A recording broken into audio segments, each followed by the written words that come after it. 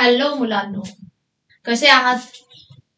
Welcome to DC जनता. आणि आज आपण आपला पुढचं जे कंटिन्युएशन मध्ये आहे 1.4, 2.4, एक रायटिंग स्किल आणि our last novel that is sign of 4 हे आपण सर्व आज करणार आहोत. तर व्यवस्थित लक्ष द्या आणि let's get started. Okay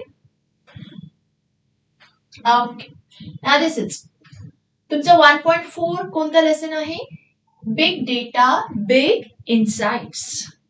big data big insights. It is a right up.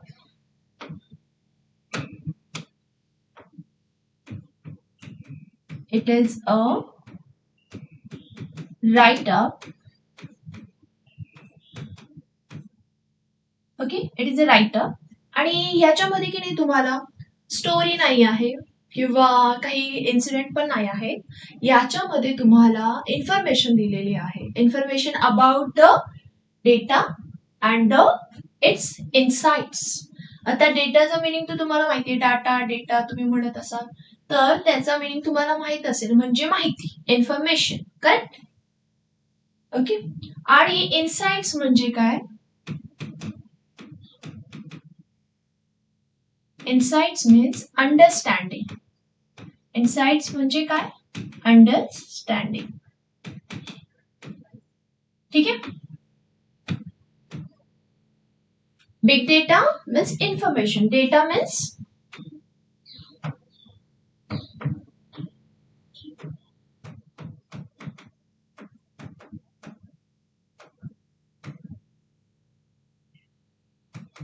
Okay. So आता हा डेटा मिळवला कुठून जातो, या डेटाला नंतर प्रोसेस काय होते आणि ते समजून घेणं काय आहे, सो आपण या लेसन मध्ये आज बघणार आहोत. So let see. तुमच्यासाठी समरी बनवली आहे. ओके. ना हिअर तुम्हाला बिग डेटाचं मिनिंग काय आहे आणि बिग इनसाइटचं मिनिंग काय आहे ते आपण समजून घेऊया पहिले. ठीक आहे. ना in today's digital age, as you know, nowadays we are like using so many gadgets. ठीक आहे. आपल्याकडे आपल्या घरामध्ये आधी कसं असायचं, आता माझ्या वेळेस म्हणायचं राहिलं तर लँडलाईन असायचं. ठीक आहे. आणि जेव्हा मी स्कूलमध्ये जायची तेव्हा क्वचित लँडलाईन असायचे, मोबाईल फोन तर कोणाकडेच नसायचे ऑब्व्हियसली. मग हळूहळू एक मोबाईल फोन घरामध्ये असायला लागला. पण आता जर तुम्ही पाहिलं तर घरामध्ये जेवढे मेंबर्स आहेत तेवढे मोबाईल फोन्स आहेत. ठीक आहे. एखादा लॅपटॉप असणं, एखादा कॉम्प्युटर असणं, खूप म्हणजे फॅमिलीमध्ये एक असणं असं आधी असायचं. पण आता तुम्ही बघतात की फॅमिलीमध्ये जेवढे मेंबर्स आहेत तेवढे त्यांच्याकडे लॅपटॉप्स असतात, कारण की त्यांना त्यांच्या ऑफिस यूज साठी ते लागत असतात. सो मग आता एवढा डिजिटल एज म्हणत चाललंय. हे काय आहे? डिजिटल एज आहे. Now we encounter so much information. We encounter so much information every day. Every day that is impossible to count it. Every day millions of people share their information. आता आपण जसं मी म्हटलं की खूप सारे gadgets use करतो. आता खूप सारे गॅजेट्स आहेत म्हटलं, खूप सारे ऍप्स ही त्याच्यामध्ये यूज होत असणार आहे. त्याशिवाय थोडी ना आपल्याला त्या मशीनचा यूज काय आहे, बरोबर? So millions of people share their information on platforms like Facebook, Google, Twitter. एवढ्या सगळ्या प्लॅटफॉर्म्सवर लोक काय करत असतात? त्यांची इन्फॉर्मेशन शेअर करत असतात. So when this information is collected in large quantities. काय होतं? When this information is collected in large quantities, it is called big data. समजलं का तुम्हाला? It is called big data. ही जी सगळी इन्फॉर्मेशन आहे ती काय केली जाते? ती कलेक्ट केली जाते आणि त्या कलेक्ट केलेल्या इन्फॉर्मेशनलाच काय बोलतात? Big data. Okay, now see what is big insights. Okay, big data is huge data. ठीक है?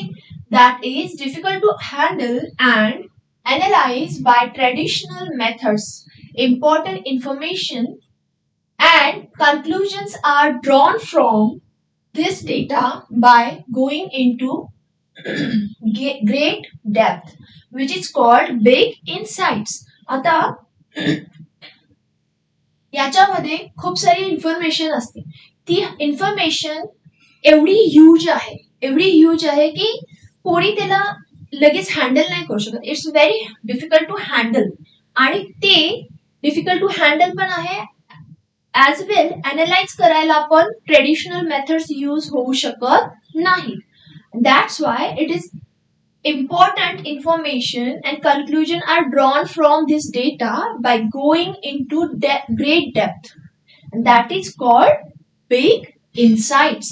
As I said, insights चा meaning तुम्हाला सांगितलं होतं मी. Insights चा meaning काय आहे? Insights understanding. Data is information and it is not a story, it is a writer. एक essay सारखं आहे हे, informative आहे सगळं. Okay, now what is big data? ठीक है. Big data is actually a large collection, as we saw कि it is a large collection of data that grows very fast and which is difficult to handle with traditional method or traditional data processing tools. So it is defined by the following 3 V's. ठीक है, 3 V's. आता हे 3 V's काय आहे, कसं काय हे होतं पाहूया आपण. Let's see. Volume, velocity, variety आणि अजून पुढे असं. ठीक आहे. आता व्हॉल्यूम काय आहे? Very large amount of data like millions of photos, videos, text etcetera are uploaded on the internet every second. बरोबर. आपल्याला सगळ्यांना आजकाल काय झालंय की आपण कुठेही गेलो तर आपल्याला काहीही त्याचा म्हणजे आपल्याला ते सीन पाहायचं नाहीये, ते नेचर आपल्याला फील करायचं नाहीये. आपल्याला फक्त काय असतं, आपण जिकडे पोहोचलो की तिकडे लगेच सेल्फीज काढायला सुरू करतो किंवा आपण काय करतो तिकडे रील्स बनवायला सुरू करतो. आपल्याला सगळ्यांना आता हेच काय म्हणतात, ही सवय झाली आहे. ठीक आहे. सो हेच जे आपण फोटोज काढतो, हे रील्स बनवतो, हे सगळ्यांना काय असं सगळ्यांना दाखवायचं असतं मी काय केलं आज दिवसभरामध्ये. तो ते सगळे जे व्हिडिओज, टेक्स्ट असेल किंवा फोटोज असतील ते सगळे तुम्ही कुठे अपलोड करतात, तर इंटरनेटवर एव्हरी सेकंडला खूप सारे फोटोज, व्हिडिओज आणि टेक्स्ट काय होतं, अपलोड होत असतं. बरोबर. त्याला म्हणतात व्हॉल्यूम. ठीक आहे. Okay. Velocity is what? Now data is created and grows so fast that it is necessary to analyze it in real time. काय आहे? Data is created and grows so fast. बरोबर. आणि त्याच्यामुळे त्याला अनालाइज करायची पण गरज आहे. That is the velocity. बरोबर. Next, variety. Data comes in various forms. Data comes in various forms. It could be in the text, image, videos, sounds, log files, etc. So data has a variety. Data has a variety and they come in a various forms. आता various forms सांगितले काय? Text, images, videos, sound, log files, etc. Now, apart from this, some experts add more V to it. ठीक आहे. आता हे सगळे V ने start होणारे आहेत, तर more V to it, such as veracity and value. काय? Veracity and value. Let's see what is this. Okay. Now why is big data important? आता बिग डेटा इम्पॉर्टंट काय आहे, आपल्याला डेटाची गरज काय आहे?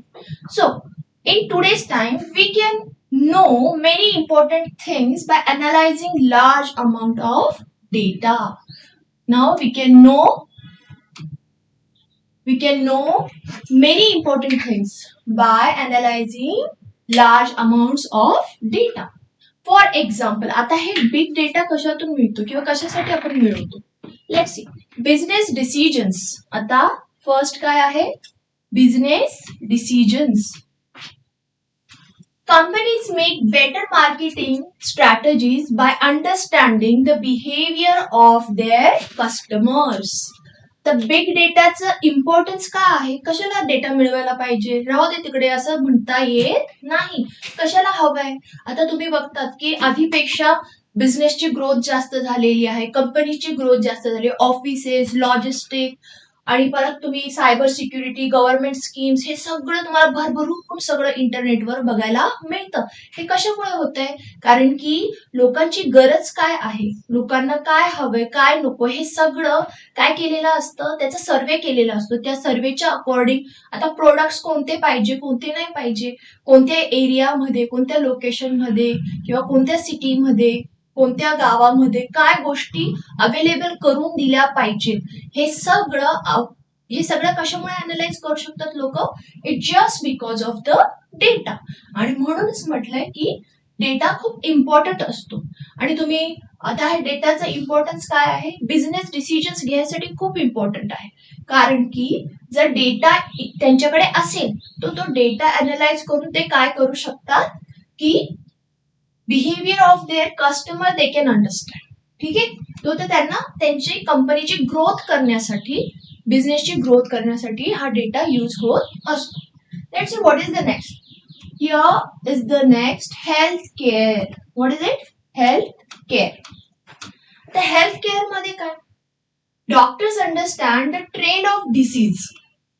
Doctors understand the trend of disease from the huge records of patients and provide better treatment. Big डेटाचा use काय होतोय की they can understand the trend of disease. आता तुम्हाला माहिती आहे आधी सारखेच डिसीज राहिलेत का, आपण कोरोनाच्या फेज मधून गेलेलो आहोत. तर असे आता तुम्ही ऐकलं असेल निपा म्हणून एक व्हायरस आलेला आहे. सो असं काही ना काही नवीन नवीन नेहमी होत राहतं किंवा वेगवेगळे डिसीजेस येत राहतात. So because of this big data, doctors can understand the trend of disease. आणि मग त्याच्यामुळे काय होतं, हे ह्यूज रेकॉर्ड्स खूप युजफुल असतात आणि त्याच्यामुळे ते पेशंट्सला प्रॉपर ट्रीटमेंट प्रोव्हाइड करू शकतात. Now what is next? This is the government schemes.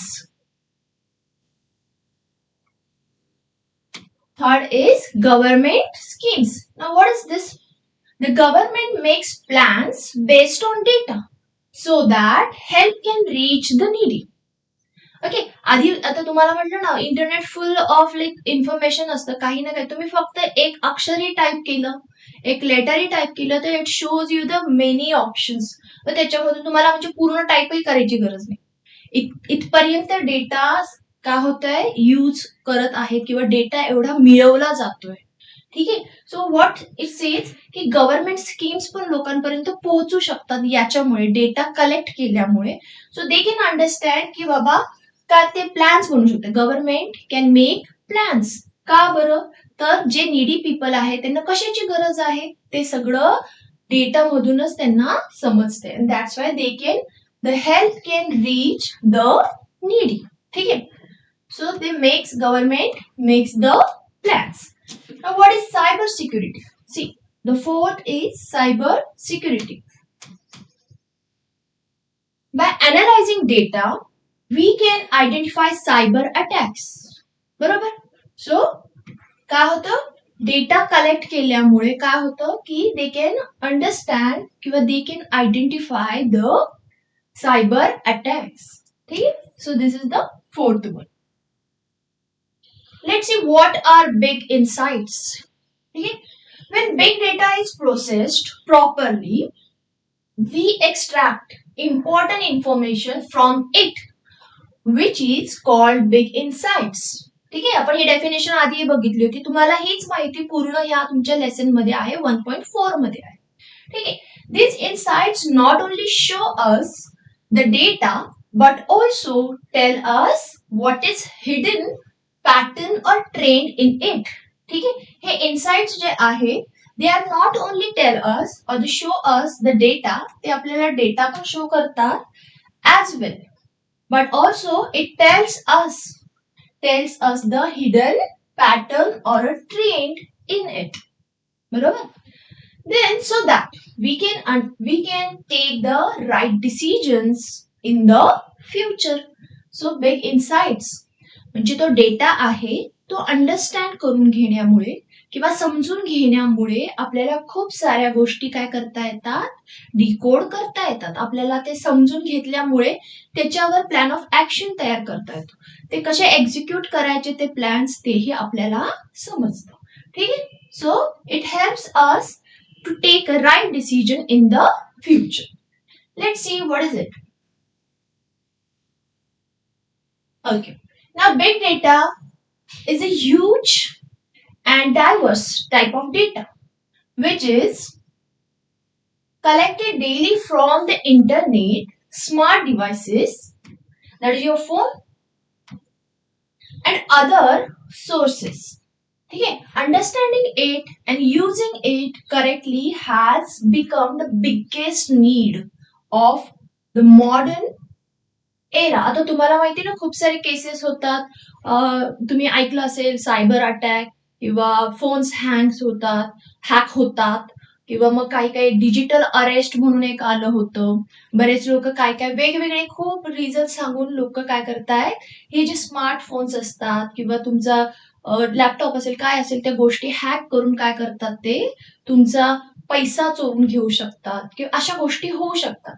म्हणून इथे काय म्हटलंय की हे जे सगळा डेटा आहे हा प्रॉपरली यूज झाला पाहिजे, प्रॉपरली यूज झाला पाहिजे जेणेकरून अशा गोष्टी होणार नाही. This is the biggest need of the modern era. कसं काय आहे मॉडर्न एराची बिगेस्ट नीड काय आहे की जो काही डेटा आहे तो प्रॉपरली यूज झाला पाहिजे, त्याला चुकीच्या पद्धतीसाठी यूज केला पाहिजे नाही. Now, big insight sets helps us extract valuable information. काय होतं डेटा अनालिसिस असं ऐकलं असेल ना तुम्ही, किंवा डेटा सायन्स हे सुद्धा एक सॉफ्टवेअर इंजिनिअरिंग मध्ये ऍड झालेलं आहे. तो हे सगळं तेच आहे. ठीक आहे. सो डेटा अनालिसिस करण्यासाठी लोक असतात, ते शिकावं लागतं. मग शिकल्यावर किंवा आपल्यालाही तेवढा अंदाज असतोच, पण जर तुम्हाला त्या फील्डमध्ये काम करायचं असेल तर तुम्हाला ते शिकायला लागतं. ठीक आहे. So what is it? Big insights means what? It helps us to extract valuable information from this big data which makes it possible to improve every area of life. ठीक आहे. सो हे आपल्याला काय करतं, हेल्प करतं to improve every area of our life. Next, as usual we are seeing the vocabulary in this lesson. So आता तेच मी words घेते तुमचे. ठीक आहे. Let's C. Now what is the first word? That is congestion. Congestion means what? The state of being very full of something. So it could be like vehicles on road. खूप traffic jam झालेला आहे तर तुम्ही असं बोलू शकता की congestion झालंय. ठीक आहे. So the state of being very full of something. Impeding. What is it? Impeding. About to happen. होणार आहे. About to happen. Now calamities. Calamities म्हणजे काय मुलांनो? Disasters. Calamities म्हणजे काय? Disasters. Insights. As I told you before, that is understanding. Archival. Archive is what? Valuable records. Archival means what? Valuable records. Gigantic. Huge. Embedded. Implanted. Revenue. Earnings. Inundated. Flooded म्हणजे full of. खूप असं म्हणजे internet full of काय आहे? Is flooded with a variety of information. So you can say inundated. हे काय? Gauge. It's a gauge. ठीक आहे. What is it? टू जज or to calculate something by gauging. Gauge म्हणजे काय मुलांनो? टू जज or to calculate something by gazing. Pitfalls. Pitfalls, hidden dangers. Pitfalls, hidden dangers. Phenomena. Phenomena. It's a facts or events in nature or society. Okay, and encountering is a facing. Encountering is a facing. Understood? So हे सगळे words आहेत.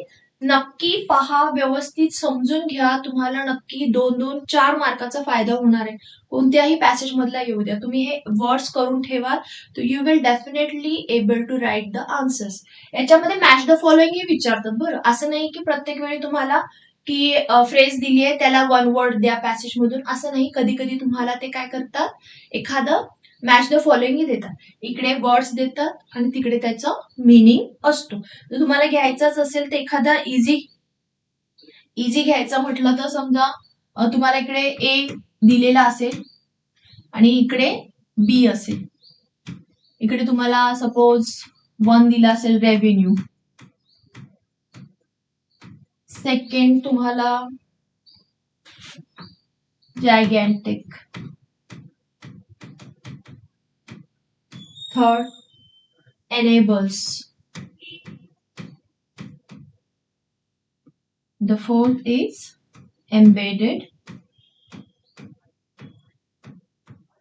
ठीक आहे. आणि आता तुम्हाला बी मध्ये तुम्हाला काय दिलेले असेल त्याचे मीनिंग्स दिलेले असतील, तर ते मीनिंग्स तिकडे दिलेले असणार, ते तुम्हाला काय करायचे, आन्सर्स लिहायचे आहेत. लेट्स से तुम्हाला येतं का बघा बरं करून तुम्ही. Earnings, huge, allows, implanted.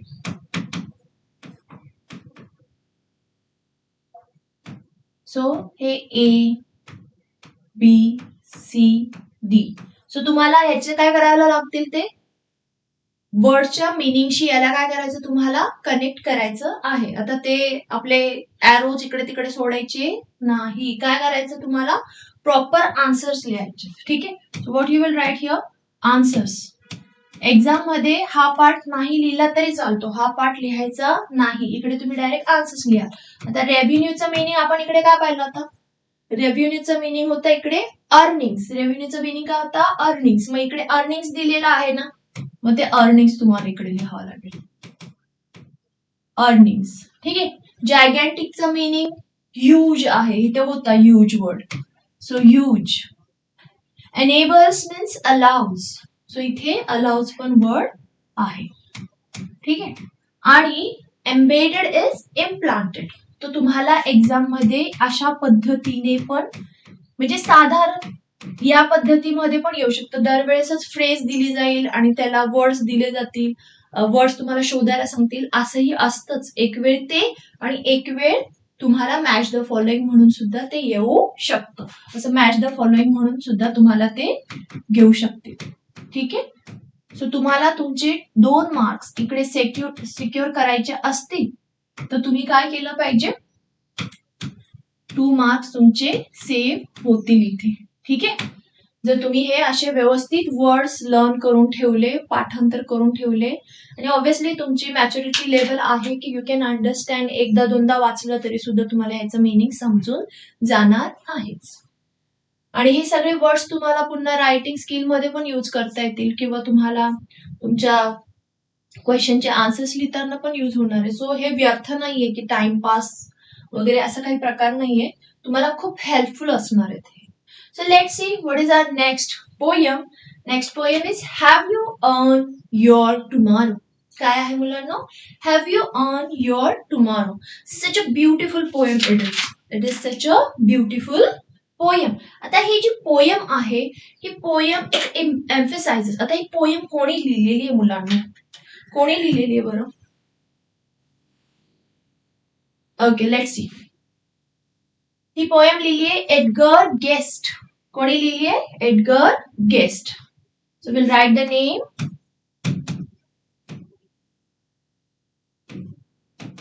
मी तुम्हाला नेहमी सांगते बरं मुलांनो की तुम्हाला पोयमचं नाव आणि पोएटचं नाव लक्षात असलं पाहिजे, कारण की त्याच्यामुळेच तुम्हाला अप्रिसिएशन मध्ये हेल्प होणार आहे. अप्रिसिएशन विसरू नका. अप्रिसिएशन किती मार्काचं असतं मुलांनो? It's for 4 marks. So don't under estimate करू नका याला की हा काय ठीक आहे करतो करेल नाही तर सोडून देईल, असा काही प्रकार करायचा नाही. त्याच्यासाठीच आपण पोएम्स इन्क्लूड करून त्याचं अप्रिसिएशन पण लिहित आहोत, पोएम्स पण समजून घेत आहोत. कळलं? So let's see what is the poem. Now first will read the poem. Okay. Now is anybody happier because you passed his way. आता जर शॉर्टकट मध्ये तुम्हाला सांगायचं झालं, कारण की ते सगळ्यांनाच आवडतं. शॉर्टकट मध्ये सांगा मॅडम होऊन जातं, लगेच समजतं आम्हाला, बरोबर. सो एवढी पोएम वगैरे सो ती मी करणारच आहे, कारण की आपल्याला फिगर्स ऑफ स्पीचही करायचे आहेत, बरोबर. So this poem is emphasising about our present actions, जे आपण दररोज वागतो, बोलतो, लोकांना कसं ट्रीट करवतो, दॅट डिटरमाइन्स आवर फ्युचर. असं ह्या पोएम मध्ये सांगितलेलं आहे की आपण लोकांशी कसं वागतो, कसं बोलतो, आणि त्याच्यामुळे जर तुम्ही म्हणा कसं वागतो कसं बोलतो त्याचा काय आपल्या फ्युचरशी संबंध मॅडम, काय फरक पडतो? नाही, खूप फरक पडतो. पोएटला इथे तेच सांगायचं आहे की जर तुम्ही लोकांना हेल्प केली, लोकांशी काइंडली बिहेव केला. आपण कालचं परवाचं पण एक लेसन करत होतो बघा, त्याच्यामध्ये पण तर होतं the writer was talking about the politeness, writer was talking about the helpfulness, kind heartedness, कारण की तो बोलतो की ते खूप पॉवरफुल बिहेवियर पॅटर्न आहे की जो तुम्हाला काय करतो लाईफमध्ये सर्व्हाइव्ह व्हायला, आणि सर्व्हाइव्ह होण्यापेक्षाही काय की लाईफ हॅपीली स्पेंड झाली पाहिजे. जेव्हा तुम्ही तुमचा शेवटचा क्षण असेल ना, तेव्हा तुम्ही स्वतःला असं फील झालं पाहिजे की भाई मी खूप छान राहिलेलो आहे, माझं आयुष्य मी खूप चांगलं व्यतीत केलेलं आहे, मी माझी लाईफ खूप चांगल्या पद्धतीने जगली आहे. का? कारण की तुम्हाला तेव्हा रिग्रेट नसणार की मी याला त्रास दिला, याला मी असंच केलं, याला मी हेल्पच केली नव्हती, असं तुम्हाला रिग्रेट राहणार नाही. का? जर तुम्ही तुमच्या आयुष्यामध्ये लोकांना मदत करत राहिले, लोकांना ग्रीट करत राहिले, आता तुम्ही बघा ना की असं नेहमी आता दररोजच आपलं काही वेगळं नसतं, आपल्याला कोणी स्माइल केली की आपल्याला खूप छान वाटतं. It create the it create the hope in our life. ठीक आहे. तेच जर कोणीतरी असं दुसरा एकदम कसं तरी बोलणारा माणूस असला की तुम्हाला त्याला बघून चांगलं वाटतं का? नाही, कोणालाच चांगलं वाटत नाही तसं बघितलं. कोणाला असं वाटतं प्लेझेंट असं पर्सनॅलिटी असेल, आपल्या लाईफमध्ये छान आपल्याला असेल, आपल्याला जेव्हा जेव्हा गरज असते तेव्हा हेल्प करणारं असेल, किंवा आपल्याला होप्स देणारं, आपल्याला पॉझिटिव्हिटी देणारं, आपल्याला पॉझिटिव्ह वाईब्स देणारं, असं कोणी ना कोणी आपल्या लाईफमध्ये असलेलंच बरं असतं. किंवा आपणही दुसऱ्याच्या लाईफमध्ये तसं असू शकतो. म्हणजे आपल्याला बघून कोणाला तरी होप्स वाटायला पाहिजे ना की होपलेस आहे असं बोललं तर कोणालाही आवडत नाही. तर कसं असलं पाहिजे आपण सगळे की एकमेकांना मदत करणारे असलं पाहिजे. ठीक आहे. आणि तो पोएट मग त्याच्यावरच बोलतोय की जेव्हा तुम्ही लोकांना हेल्प केलेली असेल, तुम्ही लोकांशी काइंडली बिहेव केला असेल, लोकांना काइंडली ग्रीट केलं असेल, तर तेव्हा ना तुम्ही इथे बघा एक लाईन आहे तुम्हाला दाखवते. इथे बोललंय की as you close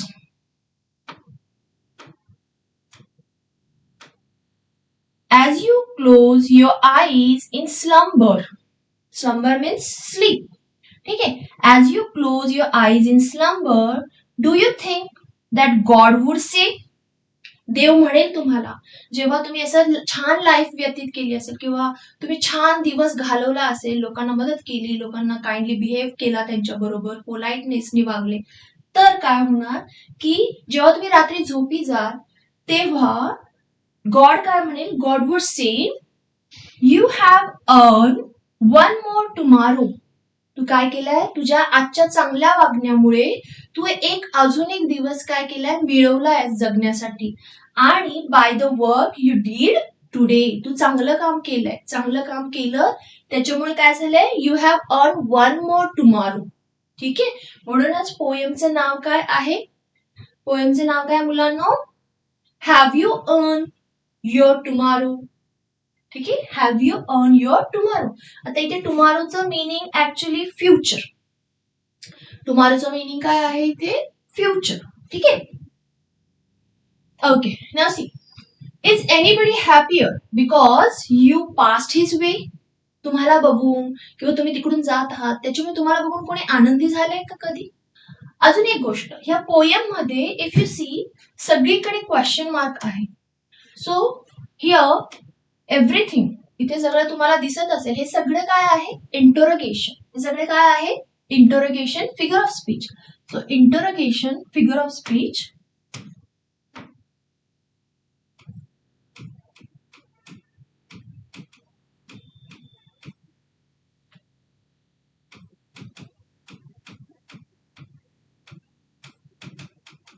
okay. Interrogation figures of speech आहे, बरोबर. तो आता इंटरोगेशन फिगर्स ऑफ स्पीच कशासाठी आहे, तर to emphasise the situation, to emphasise the thought, आणि रीडर्सला थिंक करण्यासाठी काय करतं, ते प्रवृत्त करतं. ठीक आहे, सो आपण बघूया इथे काय लिहूया आपण. ओके, so here interrogation is used, it is used to emphasize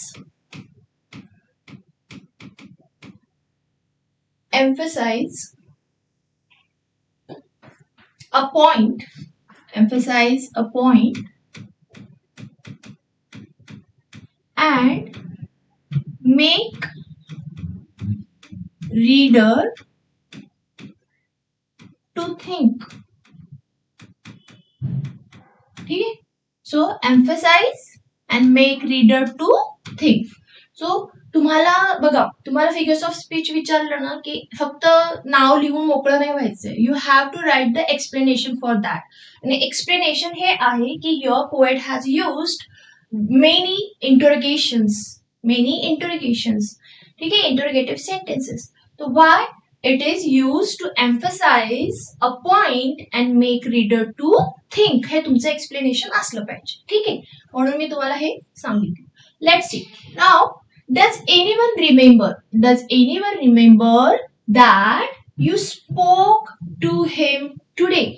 म्हणजे लोकांना तुम्ही इग्नोर करून गेलात तेही समजतं बरं, असं नाही की त्याला माहित नाही मी कसं वागलोय वगैरे, असं काहीही नसतं. लोकांना माहित असतं तुम्ही त्यांच्याशी कसं वागता, तुम्ही त्यांना कसं ट्रीट करता. So he says that does anyone remember that you spoke to him today? This day is almost over and it's toiling time is through. Is there anyone to utter now kindly word of you? ठीक आहे, तो काय म्हणते की आता पूर्ण दिवस तुम्ही खूप हार्डवर्क करताय, पण हार्डवर्क करतायत मान्य आहे, पण तुम्ही लोकांनाही चांगल्या पद्धतीने ट्रीट करतायत का? सो ते खूप इम्पॉर्टंट वाटतं पोएटला. ठीक आहे, did you give a cheerful greeting? Did you give cheerful greeting to the friend who came along? तुमच्यावर जो फ्रेंड होता त्याला तुम्ही चीयरफुल ग्रीट केलं का? What he says that have you greeted that person, greeted your friend with cheerily, ठीक है, or a churlish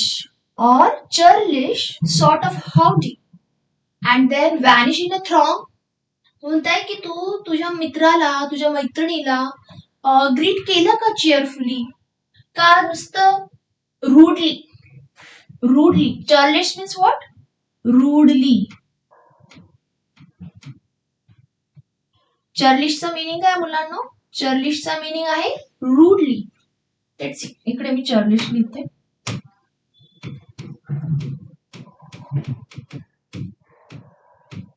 की तुम्ही फक्त मित्राला रूडली बोलले. रूडली म्हणजे ऍक्च्युली रूडली बोलले तुम्ही, का नुसतं हॅलो केलं आणि लगेच निघून गेले गर्दीमध्ये. This is the throng. Throng means what? गर्दी. Throng means what? Crowd. ठीक है. Now here says howdy. Howdy is what? A way of एखाद्याला आपण हाय बाय करतो ना, मी जसं म्हटलं हॅलो हॅलो करून निघून गेलात का तुम्ही नुसतं, सो त्या टाईपचं लोकांना ग्रीट करणं असतं ते, ठीक आहे. Howdy is a informal way of greeting the friend, ठीक आहे. So what it he says next, were you selfish or pure simple,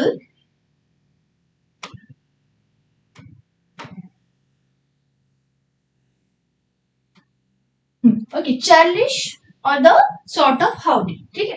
Then were you selfish, pure or simple as you rushed along the way, or is someone mighty grateful for a deed you did today. तर poet असं बोलतो की तुम्ही कोणाला मदत केली का. Like people are grateful to you. Grateful म्हणजे ते तुम्हाला थँकफुल आहेत की तुम्ही म्हणजे त्यांना तुमची मदत मिळाली. तर असं काही झालंय का की तुम्ही केलंय का आजच्या दिवसामध्ये कोणाला मदत केली आहे का. सो हे इज टॉकिंग अबाउट. बोलते की तुम्ही सेल्फिशली नुसते पळतायत का आपले काम करत आहेत आणि निघून जातात. आता सगळेजण असं म्हणतात मला वेळ नाहीये, मला स्कूलमध्ये जायचं, मला कॉलेजला जायचंय, कोणी म्हणत मला ऑफिसला जायचंय, मी काय मदत करत बसणार आहे, असं सगळे बोलणार. सो पोएट काय म्हणतोय की हे सगळेच जण करतात, पण या सगळ्यामधून तुम्ही सेल्फलेसली कोणाला मदत केली का. सेल्फलेसली कोणाला मदत केली का तुम्ही. तर केली असेल तर त्या दिवशी तो माणूस किंवा ती कोणी पण व्यक्ती असेल ती तुम्हाला ग्रेटफुल असेल की तुम्ही त्यांना मदत केलेली आहे. Can you see tonight in parting with the days that sleeping fast that you helped a single brother of the many that you passed. Is a single heart rejoicing over what you did or said. तो म्हणतोय की poet असं म्हणत आहे की तुम्ही केलं का कोणाला मदत केली का आज. त्या मदतीमुळे तुम्ही that you helped a single brother of the many. आता खूप सगळ्यांना आपण एकत्र अशी मदत करू शकत नाही, पण त्यापैकी कोणाला तरी एकाला मदत केली का तुम्ही असं त्यांचं विचारतायत, ते आपल्याला विचारतायत. But he is not asking asking us की मला आन्सर करा. हे आन्सर करण्यासाठी नाही आहे. What he says he is using it to emphasise a point. त्याचा पॉइंट एम्फसाइज करायला ते त्याच्यावर कसं म्हणजे तो जोर देऊन विचारतोय की तुम्ही केलं का असं, ठीक आहे. ओके, आणि it makes the reader to think, ठीक आहे. So he says that single heart rejoicing over what you did or said. तुम्ही कोणाला काइंड वर्ड्स बोलले आहात का, थँक्यू बोलला आहे का, प्लीज बोलला आहे का, किंवा सॉरी म्हटले का. जर तुमची चुकी झाली असेल तर तुम्ही सॉरी तरी म्हटलात का. तर it makes the difference. It makes the difference. That's why is asking, does a man whose hopes were fading now with courage look ahead. तुम्ही असं एखादा माणूस की ज्याला काही होप्सच नव्हते, तो प्रॉब्लेम मध्ये होता, अशा व्यक्तीला तुम्ही हेल्प केली का. त्याचं जे होपलेसनेस होता तो तुम्ही करेज मध्ये कन्वर्ट करू शकले का. ठीक आहे. म्हणजे तुम्ही एखाद्या वाईट परिस्थितीमध्ये असेल किंवा वाईट त्याचा आता विचार करत असेल तर त्याच्यातून तुम्ही त्याला बाहेर काढलं का. So he is asking that. Now did you waste the day or lose it. काय केलं तुम्ही आजचा दिवस, तुम्ही असाच वेस्ट केला का तुम्ही त्याला असंच वाया घालवलं का, तुम्ही त्याला वेल स्पेंट केलं का सोरली स्पेंट केलं. म्हणजे वेल मीन्स की वेल तुम्हाला माहिती चांगलं स्पेंड केलं का तुम्ही त्याला sorely means what, uselessly.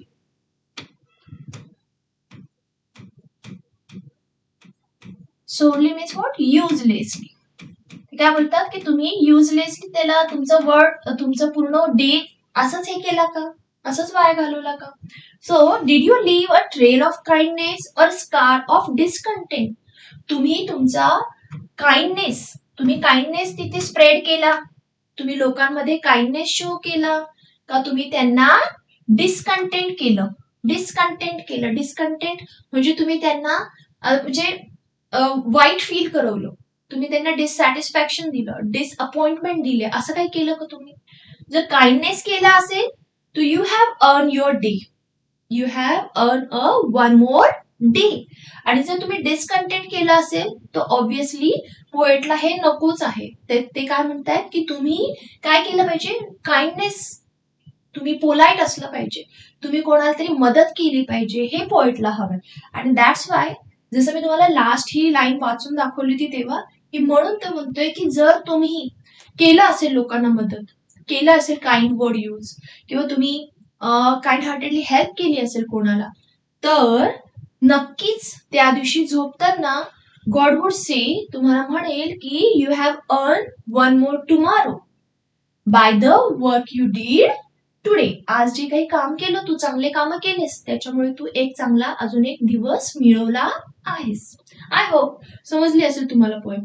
And now let's see the figures of speech. ठीक आहे. ओके, आता फिगर्स ऑफ स्पीच मध्ये ना मुलांनो, मी तुम्हाला सांगते, याच्यामध्ये खूप सारे फिगर्स ऑफ स्पीच आहेत. त्याच्यामध्ये एक दोन नवीन आहे, एक मी तुम्हाला आधी एक्सप्लेनही केलं आहे. Let's C. आता हा इंटरोगेशन एक एक्सप्लेन झालेला आहे.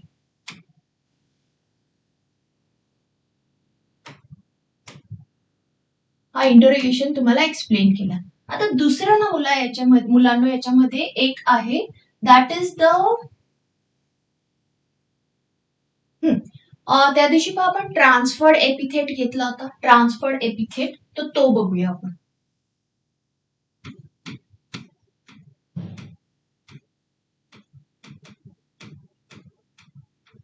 ओके, नाव ट्रान्सफर्ड एपिथेट काय म्हणतोय तुम्हाला, आता त्या दिवशी सांगितलं होतं. Epithet means what? Epithet means adjective. Transferred epithet means what? Transferred epithet means what? Adjective.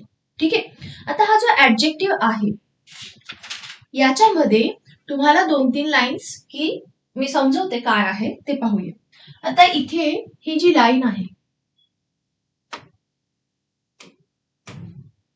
ही जी लाईन आहे, this is almost over toiling time.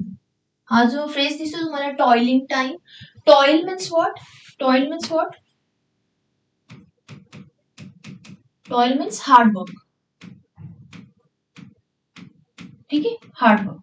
So here poet says that की तुम्ही टॉयलिंग टाइम, तुम्ही हार्ड वर्क करण्यामध्ये वेळ घालवलाय तुम्ही. ठीक आहे.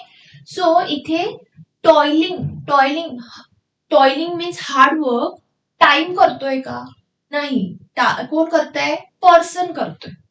हार्डवर्क कोण करतोय? पर्सन करतोय. तो this toiling adjective should be with the person. ठीक आहे. But it transferred to the time, and that's why हे काय आहे? Transferred epithet. So line number 3. ठीक आहे. लाईन नंबर 3 काय आहे? ट्रान्सफर्ड एपिथेट आहे. ट्रान्सफर्ड एपिथेट आहे. नेक्स्ट,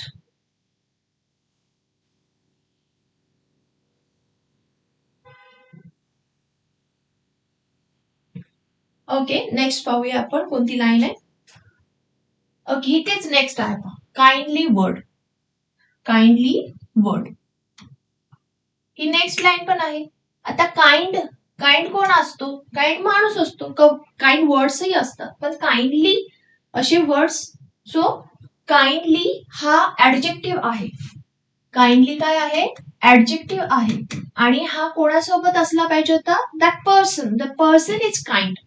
ठीक आहे. सो हे ऍडजेक्टिव्ह कोणाला पास झालेलं आहे? वर्डला. That's why the 4th line also. ठीक आहे. Line number 4. ठीक आहे, 4th लाईन. फाईन. नेक्स्ट पाहूया. Again this is the cheerful greeting. Cheerful कोण आहे? पर्सन आहे. चीअरफुल कोण आहे? पर्सन आहे. पण चीअरफुल हा वर्ड कुठे ट्रान्सफर झालेला आहे? कुठे ट्रान्सफर झालाय? ग्रीटिंगला ट्रान्सफर झालाय. That's why he 5th line पण, ही 5th लाईन पण काय आहे? ट्रान्सफर्ड एपिथेट आहे. ठीक आहे. Line 5 also. ठीक आहे. Line 5 also consists the figure of speech transferred epithet. Now see, next is the antithesis. काय आहे next? Antithesis.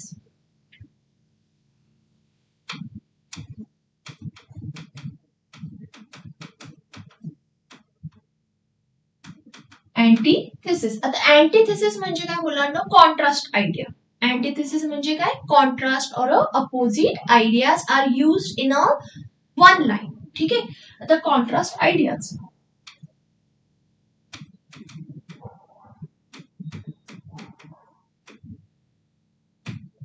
आता कॉन्ट्रास्ट आयडियाज कुठल्या कुठल्या ह्याच्यामध्ये आपण बघूया. ठीक आहे. आता इथे चर्लिश ही जी लाईन आहे तुमची, ही जी लाईन आहे चर्लिश, ही जी लाईन आहे याच्यामध्ये काय बोललाय, हे आहे तुमची लाईन 6 नंबरची लाईन आहे. सो दिस इज द 6 नंबरची लाईन, जो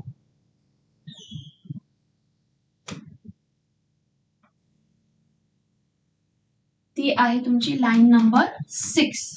ठीक आहे. 6 नंबरची लाईन जी तुम्हाला काय दाखवतीये, अँटिथेसिस. काय दाखवतीये, अँटिथेसिस फिगर्स ऑफ स्पीच त्याच्यामध्ये आहे. Okay, now what is next.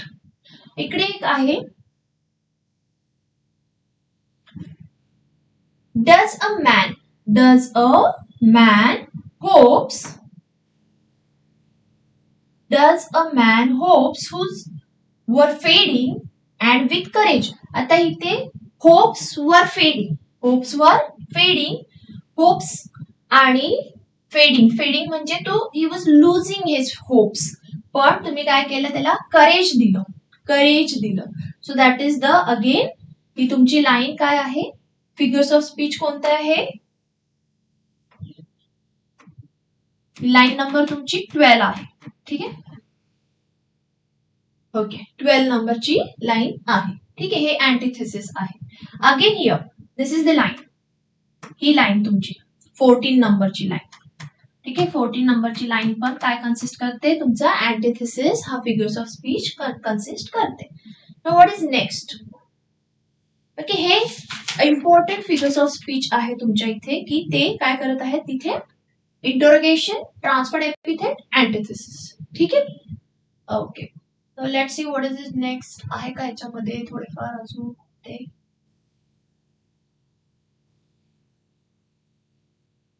Okay, so I think finish आहे, एवढे संपलेत. ठीक आहे. So this is the poem. पोयमचं आता अप्रिसिएशन तुम्ही कसं लिहाल, हे थोडं तुम्हाला मोठं वाटत असेल, तुम्ही याच्यापेक्षा थोडं कमीही लिहू शकता. इट्स ओके, तुम्ही पॉइंट्स लिहिले तरी चालणार आहे, पॉइंट्स नाही लिहिले तरी चालणार आहे, पण पॅरेग्राफ मध्ये लिहायचं आहे. ठीक आहे. पॅरेग्राफ मध्ये तुम्ही असं अंडरलाईन करून तिथे हे करू शकता, की अंडरलाईन करून त्या पॉइंट्सला हायलाइट करू शकता.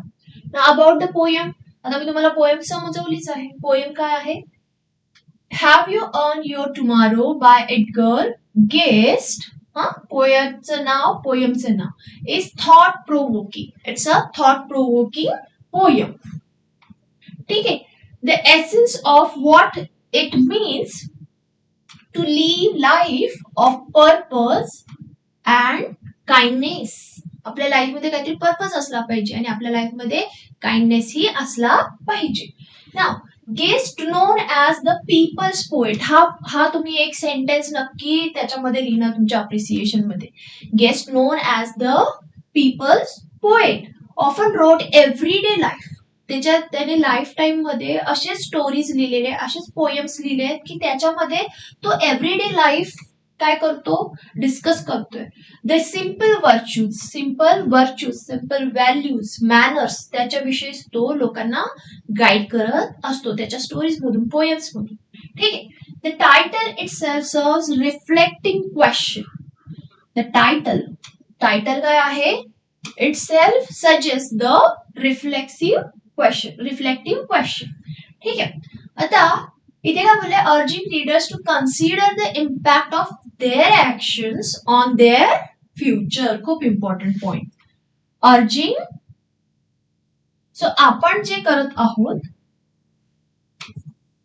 हे पूर्ण लाईन जे आहे खूप इम्पॉर्टंट लाईन आहे आणि याच तुम्हाला अप्रिसिएशन मध्ये यूज करायचा आहे. Now what is the central theme. Central theme is about the self reflection. आपण कसं वागतोय लोकांशी, आपण कसं वागलं पाहिजे लोकांबरोबर. Self reflection on one's actions and their effects on others. The poet कशावर एम्फसाइज करतेय, की सेल्फ रिफ्लेक्शनवर. ठीक आहे. नाउ हे तुम्ही समजून शकता की हे सगळं कशाबद्दल बोललेले, की to earn the better tomorrow. ठीक आहे. So it's about that. Okay, what is poetic style. Poetic style काय आहे, poem structure is meticulously crafted with stanza wise rhyme scheme AABB. काय आहे AABB. जर तुम्ही बघितलं याच्या सगळीकडे काय आहे वे, टुडे, थ्रू, यू, हे सगळे रायमिंग वर्ड्स आहेत. So it has a rhyme scheme. हा फ्री वर्ड्स नाहीये, याला काय आहे राईम स्कीम आहे. आणि राईम स्कीम कोणती आहे त्याची AABB. ठीक आहे, राईम स्कीम आहे याला. ठीक आहे, नेक्स्ट त्यांनी 6 स्टॅन्झाज यूज केले आहेत पोएम मध्ये असं सांगितलंय. Then this pattern not only enhances the musicality but it underscores its reflective and introspective nature. Reflective and introspective nature. Then inviting readers to ponder the poem's profound questions and moral insights. Profound questions and moral insights. Then poetic style is known for straightforwardness and accessibility. ठीक आहे, so अशा प्रकारची तुम्ही information तुमच्या appreciation मध्ये use करू शकता. Language कशी आहे पोएमची? Guest uses simple yet powerful language. Powerful language enhancing poem's appeal. Rhetorical questions, मी त्याची इन्फॉर्मेशन तुम्हाला दिलीच आहे. इंटरोगेशन म्हणजेच रेटोरिकल क्वेश्चन्स. ठीक आहे, सो इफेक्टिव्ह डिव्हाइस आहे. Interrogative, rhetorical questions are the reflective device. ठीक आहे, ते लोकांना इंट्रोस्पेक्ट करायला लावतात, म्हणजे स्वतःच्या वागण्याची जाणीव करून देतात. ठीक आहे. Then trade of kindness, scar of discontent, हे काय करत आहे लोकांना पॉझिटिव्ह आणि निगेटिव्ह ऍक्शन्स मधलं काय करून देत आहे फरक कळवतोय. ठीक आहे, मग स्पेशल फीचर्स काय आहेत? स्पेशल फीचर्स आहे युनिव्हर्सल ऍप्लिकेबिलिटी. युनिव्हर्सल असं नाही ना की इंडियामध्येच पोलाइट वागलं पाहिजे, दुसऱ्या देशामध्ये गेलं तर तसं वागलं नाही तरी चालतं, असं होऊ शकतं का? नाही. So that's why it has a universal applicability. ठीक आहे, and timeless relevance. Timeless relevance, very important thing. काय आहे? The poem strength lies in its universal applicability and timeless relevance. असं नाही होत की 4 वर्ष हा ट्रेंड आहे बाबा लोकांशी चांगलं वागा आणि पुढच्या 4 वर्ष नसणार, असं होऊ शकतं का? नाही होत, कारण की हे वर्षानुवर्ष खूप लाईफ टाईम पासून आहे की आपण चांगलं वागलो तरच आपल्या बरोबर चांगल्या गोष्टी होऊ शकतात, अदरवाईज नाही. म्हणून याला काय बोलले की टाइमलेस रेलेव्हन्स आहे. याला टाइमलेस काय आहे? रेलेव्हन्स आहे. हे असं नाही की थोड्या दिवसासाठी चांगलं वागा मग चांगलं होईल, असं नसतं. ते तुम्हाला पूर्ण वेळ सेम तसा बिहेवियर मेंटेन ठेवायला लागतो. Guest ability to significance of everyday moments. ठीक आहे, decisions shaping one's moral character. So हे सुद्धा त्याच्यामध्ये सांगितलं आहे. मेसेज काय, मॉरल काय आहे? तर it underscores the importance of kindness, generosity, potential of individual actions to influence happiness and courage of others. याच्यामध्ये ते व्हॅल्यूज पण तुमच्यामध्ये प्रमोट करत आहेत. काय करतायत? Empathy, selflessness and the pursuit of goodness as daily goals. ठीक आहे, आणि मग फायनली तुमचं ओपिनियन लिहायचंय. तुम्हाला काय वाटतं त्याविषयी तुम्हाला तिथे फायनली युअर ओपिनियन तिकडे तुम्हाला लिहायचं, तुम्ही ते लिहू शकता. आय होप तुम्हाला समजली असेल ही पोएम. आपण फिगर्स ऑफ स्पीच ही केले, अप्रिसिएशन ही बघितलं. Let's see the next. Okay, next आपल्याला घ्यायचंय स्पीच रायटिंग. काय घ्यायचंय? Speech writing. आता स्पीच रायटिंग खूप लहानपणापासून तुम्ही म्हणजे लिहिलं नसलं तरी तुम्ही ऐकलेलं आहे. स्पीच रायटिंग म्हणजे काय मुलांनो? भाषण. जे की आपल्याला लहानपणी जेव्हा तुम्ही ऐकत असाल तर बोरच होतं ना आपल्याला, कोणी पुढून भाषण देतं वगैरे, तर लाईक काय झालं भाषण चालू. इव्हन आपण हे आयरनिकली यूज पण करतो कोणाकोणाला, किंवा आपले मोठे कधी आपल्या सांग खूप भाषण नको देऊस वगैरे वगैरे बोलतो. पण आपल्याला इथे भाषण लिहायचंय आणि ऑफकोर्स तुम्ही लिहिणारच ते. का? कारण की तुम्हाला ते 4 मार्क्स देणार आहे. ठीक आहे, आपला सगळा फंडा काय आहे? We need marks. आपल्याला मार्क्स हवे, दॅट्स वाय विल राईट. ठीक आहे. जरी भाषण बोर वाटत असलं तरी आपण भाषण लिहिणार आहोत. आता तुम्ही भाषण करणाऱ्यांना जर दॅट स्पीच जे डिलिव्हर करतात, जे स्पीच गिव्हर्स असतात, तर ते जेव्हा बोलतात तेव्हा तुम्ही ऑब्झर्व केलं असेल आणि ऑब्झर्वेशन मध्ये तुम्हाला नक्की लक्षात आलं असेल की ते काय करतात, they greet the people present there. तिकडे जे लोक असतात त्यांना ग्रीट करतात. ठीक आहे. मग ते जे आहे ना ते तुम्हाला इकडे लिहायला लागणार आहे. आणि ऑब्व्हियसली काय असतं की good morning everybody, respected guest, principal, teachers and my dear friends, हे तर तुम्हाला लिहावंच लागेल. तिकडे तुम्ही हे लिहिणार की I am here to share my thoughts about this, टॉपिकचं नाव लिहावं लागेल. आणि मग तुम्ही लिहिणार ऑन द ओकेजन. सपोज तिकडे ओकेजन दिलेलंच असणार आहे, तर ओकेजन तिकडे लिहायचं की on the occasion of this I am going to share my few thoughts with you. एवढं लिहून झालं की मग तुम्हाला तुमचा जो टॉपिक आहे, जो काही टॉपिक दिलेला आहे त्या टॉपिकला सुरुवात करायची. आणि हे स्पीच जे आहे ना, तुम्हाला इंट्रोडक्टरी जो फर्स्ट पॅरेग्राफ आहे तो लिहून टाकायचा आहे. त्याच्यानंतर तुम्हाला 2 पॅरेग्राफ मध्ये तुमचा पूर्ण स्पीच लिहून संपवायचं आहे. सो तुम्ही असं म्हणू शकता की 3 पॅरेग्राफ आर इनफ. ठीक आहे, 3 पॅरेग्राफ्स आर इनफ. असं खूप सारं लिहायची गरज नाहीये. It's okay. 3 पॅरेग्राफ्स तुम्ही नीट लिहिणार की ते इंट्रोडक्शन आहे, त्याच्यानंतर थोडं थोडं असं तुमचं टॉपिक डिस्कस करत करत तुम्ही ते लिहिणार. आणि शेवटी थँक्यू. नेक्स्ट लाईन मध्ये काय लिहिणार तुम्ही, thank you. Will see the sample. Okay. आता तुमच्यासाठी फेब 2025 ह्या पेपर मधलंच आपण काय घेतलेलं आहे, तुम्ही जर नोटीस केलं सगळं आपण घेतो आहोत ते सगळं फेब 2025 मधलं तरी आहे किंवा 2024 मधलं तरी आहे. म्हणजे प्रिव्हियसच इयर्सचं आपण काय करतोय, रेफरन्स घेतोय. So definitely it will help you. ठीक आहे. आता क्वेश्चन काय आहे बघा तुम्हाला.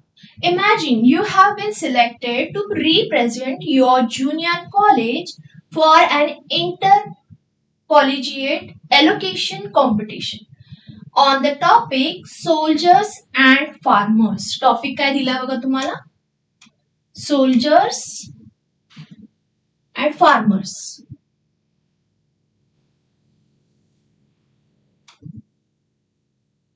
तुम्हाला काय दिलं topic, soldiers and farmers. The real heroes काय बोललाय की soldiers and farmers are the real heroes. तुमचं टॉपिक काय दिलाय, soldiers and farmers, the real heroes. Draw a speech in about 100 to 150 words. Let's see आपण बघूया कसं लिहूया. ओके. आणि कसं लिहायचं तेच. बरं, तुमचा जो स्पीच असणार आहे त्याच्यासाठी तुम्हाला टायटल लिहावंच लागणार आहे बाळांनो. काय करावं लागणार आहे, you should write the title. You should write the title. Title जो दिलेला आहे तोच लिहायचा आहे, दुसरा वेगळा काही लिहायची गरज नाही. नाउ लेट्स सी, जसं मी तुम्हाला सांगितलं होतं तुम्ही सगळ्यांना ग्रीट करणार. ठीक आहे. So here, good morning respected जजेस, teachers and my dear friends. तुम्हाला हे सांगितलं. It is an honor to stand before you and speak on the topic. तुमच्या टॉपिकचे name, soldier and farmers, the real heroes. In today's world, we often celebrate celebrities and influencers. ठीक आहे. आपण काय करतो, celebrate करतो कोणाला, सेलिब्रिटीजला आणि इन्फ्लुएन्सला. ठीक आहे, इन्फ्लुएन्सर जे असतात त्यांना. But the true heroes of our nation are the ones who protect us and ones who feed us, are soldiers and farmers. जे तुम्हाला टॉपिक दिला ना त्याच्याशीच रिलेटेड तुम्हाला लिहायचं बाळांनो. ठीक आहे. सो हेच आहे त्याच्यामध्ये. हा तुमचा झाला इंट्रोडक्टरी पॅरेग्राफ. मग त्या नेक्स्ट पॅरेग्राफ मध्ये तुम्हाला जे लिहायचं, like soldiers dedicate their lives of safeguarding our borders.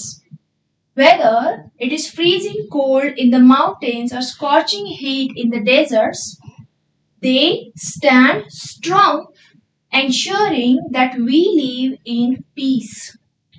They leave behind their families so that we can stay safe with ours. Their courage, discipline and sacrifice are beyond words. खूप simple words मध्ये लिहिलंय मुलांना. तुम्हाला म्हणजे हे वाचूनही समजेल आणि हाच सेम टॉपिक येणार असं मी म्हणत नाही, पण अशा प्रकारचा टॉपिक काय आला तर तुम्हाला अशा प्रकारचे सेंटेन्सेस फ्रेम करायची गरज आहे. खूप लांब लांब लिहिण्याची गरज नाहीये. सिंपल सेंटेन्सेस फ्रेम करा आणि तुमचा जो पॅटर्न असतो सेंटेन्सचा S plus V plus O या फॉर्मॅटमध्ये तुमचे सेंटेन्सेस जाऊ द्या. आता तुम्हाला सपोज एखादा जसं आपण इंटरोगेशन बघितलं होतं पोयम मध्ये, तसं तुम्हाला एखादा क्वेश्चन इंटरोगेटिव्ह सेंटेन्स लिहायचं असेल that you can add here. एखादं like a question, so you can add it here. Now what is it? On the other hand farmers are the lifeline. आता आपण कशा विषयी बोलले तिथे किंवा लिहावं लागतं, आपल्याला स्पीच लिहावं लागतं, आपल्याला बोलायची नाहीये स्पीच. ठीक आहे. सो इथे काय केलं आपण, पहिले सोल्जर्स विषयी लिहून झालं. लेट्स आता मग इथे फार्मर्स विषयी लिहायचं. काय आहे? Farmers are the lifeline of our country. Obvious. ठीक आहे. तो आता farmers are the lifeline of our countries, तर हे तुम्हाला माहीतच असणार आहे. यांच्याशिवाय आपलं काहीही चालणार नाही. आपण जर फार्मर्सला रिस्पेक्ट केलं तरच सगळ्या गोष्टी चांगल्या चालणार आहेत, सगळ्या व्यवस्थित असणार आहे. पण आपण लोक काय करतो, फार्मर्सच म्हणजे नुकसान करायला बघतो. तुम्ही जर बघता आपण बार्गेन करतो का मॉल्स मध्ये किंवा मोठ्या मोठ्या शॉप्स मध्ये आपण बार्गेन करतो? तुम्हाला कोणी बार्गेन करूच देणार नाही, कोणी एंटरटेनच करणार नाही. पण आपण बार्गेन कुठे करतो? जी आपली लाईफलाईन आहे, आपण ह्या फार्मर्सला करतो बार्गेन. बोल काय 10 रुपयाचे 5 रुपयाला दे, 20 रुपयाचे 15ला दे, असं आपण करत बसतो. पण तुम्हाला माहितीये का, एक वेळ तुम्ही त्या वस्तूंशिवाय राहू शकता, पण तुम्ही यांच्याशिवाय आपण राहू शकत नाही. आपली गरजच आहे. We need food to live. बरोबर. सो म्हणून बोललाय farmers are the lifeline of our country. From sunrise to sunset they work tirelessly in the fields, growing the food that sustains us. बरोबर. सो खूप छान आहेत सेंटेन्सेस, व्यवस्थित लक्ष द्या. ठीक आहे. Next. Despite facing unpredictable weather, financial struggles and hardships, they never stop feeding our nation. ठीक आहे. Both soldiers and farmers make enormous sacrifices. आता बघा, पहिल्या पॅराग्राफ मध्ये आपण इंट्रोडक्शन, मग आपल्या टॉपिकला सुरुवात केली, तिकडे आपण सोल्जरचं एक्सप्लेन केलं, नंतर आपण फार्मरचं एक्सप्लेन केलं. Now it is time to conclude. थोडंसं कन्क्लुजनच्या इकडे आलो आपण. आता कन्क्लुजनच्या इकडे काय करतो आपण, both the soldiers and the farmers make enormous sacrifices. दोघही सोल्जर आणि हे जे आहे दोन्हीही काय म्हणतात, खूप सारं आपल्यासाठी सॅक्रिफाईस करतात. Often without receiving the recognition they deserve. Without our soldiers we would have no security. बरोबर आहे. त्यांच्याशिवाय तर आपलं आयुष्य आपण एवढं पीसफुली राहू शकत नाही. ठीक आहे. म्हणून आपण ते आपल्याला सिक्युरिटी देतात. That's why we are happy here, किंवा आपण खूप छान लाईफ इथे वेळ आपला लाईफ घालवतोय, जगतोय. ठीक आहे.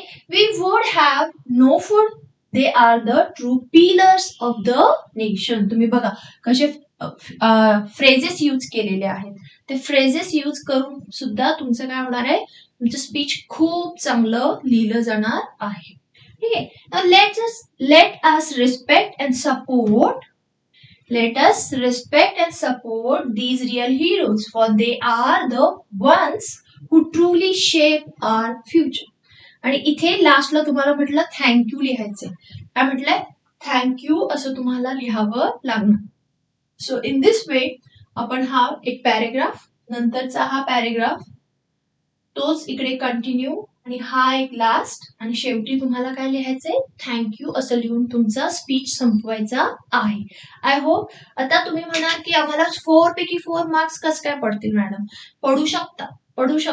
स्पेलिंग मिस्टेक तर होणार नाही, ह्याचं तुम्हाला मे बी तुम्ही करणारच नाहीत, तेवढे मोठे आहात. फक्त तुम्हाला सेंटेन्सेस फ्रेम खूप व्यवस्थित करता आले पाहिजे आणि फ्रेजेस चांगले यूज केले गेले पाहिजे. वर्ड्स वर्ड्स व्होकॅबलरी पण तुमची खूप इम्पॉर्टंट असते, ती सुद्धा ते सगळं पाहून तुम्हाला 4 पैकी 4 मार्क्स पडू शकतात. ठीक आहे. सो 4 पैकी 4 किंवा तुम्ही असं लिहिलं तर 4 पैकी 4 आहेतच, किंवा 3.5 जरी असलं अर्धा मार्क कट झाला काय फरक पडतो, पण ऍटलिस्ट तुम्हाला 3.5 तर मिळत आहेत. सो असं तुम्ही प्रिपेअर करून ठेवलं तर नक्कीच तुम्हाला 4 मार्क्स मिळणार. लेट्स लास्ट सेशन आपल्या लेक्चरचा लास्ट सेशन, आणि जो आहे तुमचा 4.4. म्हणजे हा लास्ट सेशन म्हणजे आपला आजच्या लेक्चर मधला लास्ट. मी तुमच्यासाठी उद्या पुन्हा एक पोयम, एक लेसन आणि एखादा रायटिंग स्किल, किंवा बघा समरी रायटिंग पण आहे, तुम्हाला माइंड मॅपिंग पण आहे, त्याच्यापैकी तुम्हाला एखादा टॉपिक मी उद्या शिकवणार आहे. उद्या तो एक टॉपिक असेल, एक पोयम असेल, एक लेसन आहे. ऍज आय टोल्ड यू की मी तुम्हाला तुमचा सगळा पोर्शन कम्प्लीट करून देणार आहे, तर ते मी करणार आहे. तुम्हीही माझ्यासोबत हे व्हिडिओज नीट पहा, समजून घ्या, अभ्यास करा, नोट्स काढा आणि तुमच्या फ्रेंड्स बरोबर नक्की शेअर करा. साइन ऑफ 4 काय आहे हे? The sign of 4. आणि साइन ऑफ 4 कोणी लिहिलंय बरं मुलांना? कोणी लिहिलंय? Arthur Conan Doyle. कोणी लिहिलंय मुलांना? Arthur Conan Doyle. सो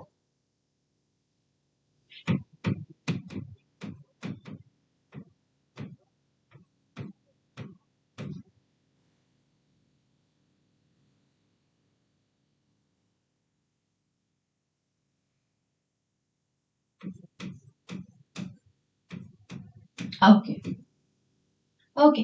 आता साइन ऑफ 4 जी स्टोरी नॉवेल आहे ना मुलांना, नॉवेल आहे म्हटल्यावर ऑब्व्हियसली खूप लॉंग स्टोरी आहे, त्याच्यामध्ये वेगवेगळे एक चॅप्टर्स असतात, मग ते आपण वाचत वाचत वाचत मग आपल्याला पूर्ण स्टोरी समजते. पण आपल्याला वेळ पण कमी आहे आणि आपल्याला प्रिपरेशन पण करायची, आणि आपल्याला स्टोरी माहित असली पाहिजे जेणेकरून आपण त्याचे आन्सर्स लिहू शकू. आता याच्यामध्ये ना मुलांना खूप सारे याच्यामध्ये काय आहेत, कॅरेक्टर्स आहेत. तर मी तुम्हाला ते कॅरेक्टर्स पहिले समजवते, कॅरेक्टर्स कोण कोण आहेत, आणि मग आपण याच्या स्टोरीकडे पाहूया. ठीक आहे. ओके. सो तुम्हाला मी समजवते, पण आधी कॅरेक्टर्स पाहूया आपण. ओके. सो मेन कॅरेक्टर याच्यामधला मेन कॅरेक्टर कोण आहे? Sherlock Holmes. कोण आहे मेन कॅरेक्टर? Sherlock Holmes. हे शेरलॉक होम्सचे तर खूप सारे स्टोरीज आपण लहानपणापासून काय करतोय, ऐकतोय, किंवा आपल्याला सिलेबस मध्ये असतातच. एक प्रत्येक वर्षी एक ना एक स्टोरी तुम्हाला सिलेबस मध्ये होती, जर तुम्हाला आठवत असेल तर बघा. ठीक आहे. सो शेरलॉक होम्स आहे. शेरलॉक होम्स स्टोरीचा मेन कॅरेक्टर. देन तुम्हाला डॉक्टर वॉटसन माहितीच असेल. डॉक्टर वॉटसन, त्याचा फ्रेंड जो हेल्प करायचा त्यांना, त्यांच्या केसेसमध्ये हेल्प करायचा, बरोबर. सो याच्यामध्ये पहा तुम्ही, Sherlock Holmes he is the story's protagonist. ठीक आहे, main character. He is the famous detective. He has supreme or almost superhuman intelligence. Means Arthur डॉयलने त्याला असा कॅरेक्टरच असा बनवलाय की तो खूप सुपरहिट आहे. ऍक्च्युली स्टोरीच्या वर्ल्ड मध्ये तो खूप सुपरहिट आहे. त्याचे सगळे डिटेक्टिव्ह केसेस जे आहेत ते खूप फेमस आहे, वर्ल्ड वाईड फेमस आहे. तो त्याचा superhuman intelligence that allows him to solve the difficult cases. नंतर त्याचा जो फ्रेंड आहे that is doctor John Watson. He is the narrator of the story and Sherlock Holmes loyal assistant. तो कोण आहे? शेरलॉक होम्सचा लॉयल असिस्टंट आहे.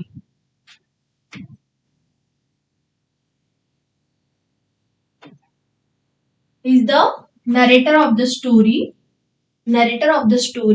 And the loyal assistant of the Sherlock Holmes. मग आता याच्यामध्ये खूप सारे कॅरेक्टर्स आहेत असं मी म्हटलं. आता हे तर डिटेक्टिव्ह केस सॉल्व्ह करतायत, पण केस कोणाची? केस कोणाची? तर केस आहे मेरी मॉर्स्टनची. कोणाची आहे मुलांना? मेरी मॉर्स्टन.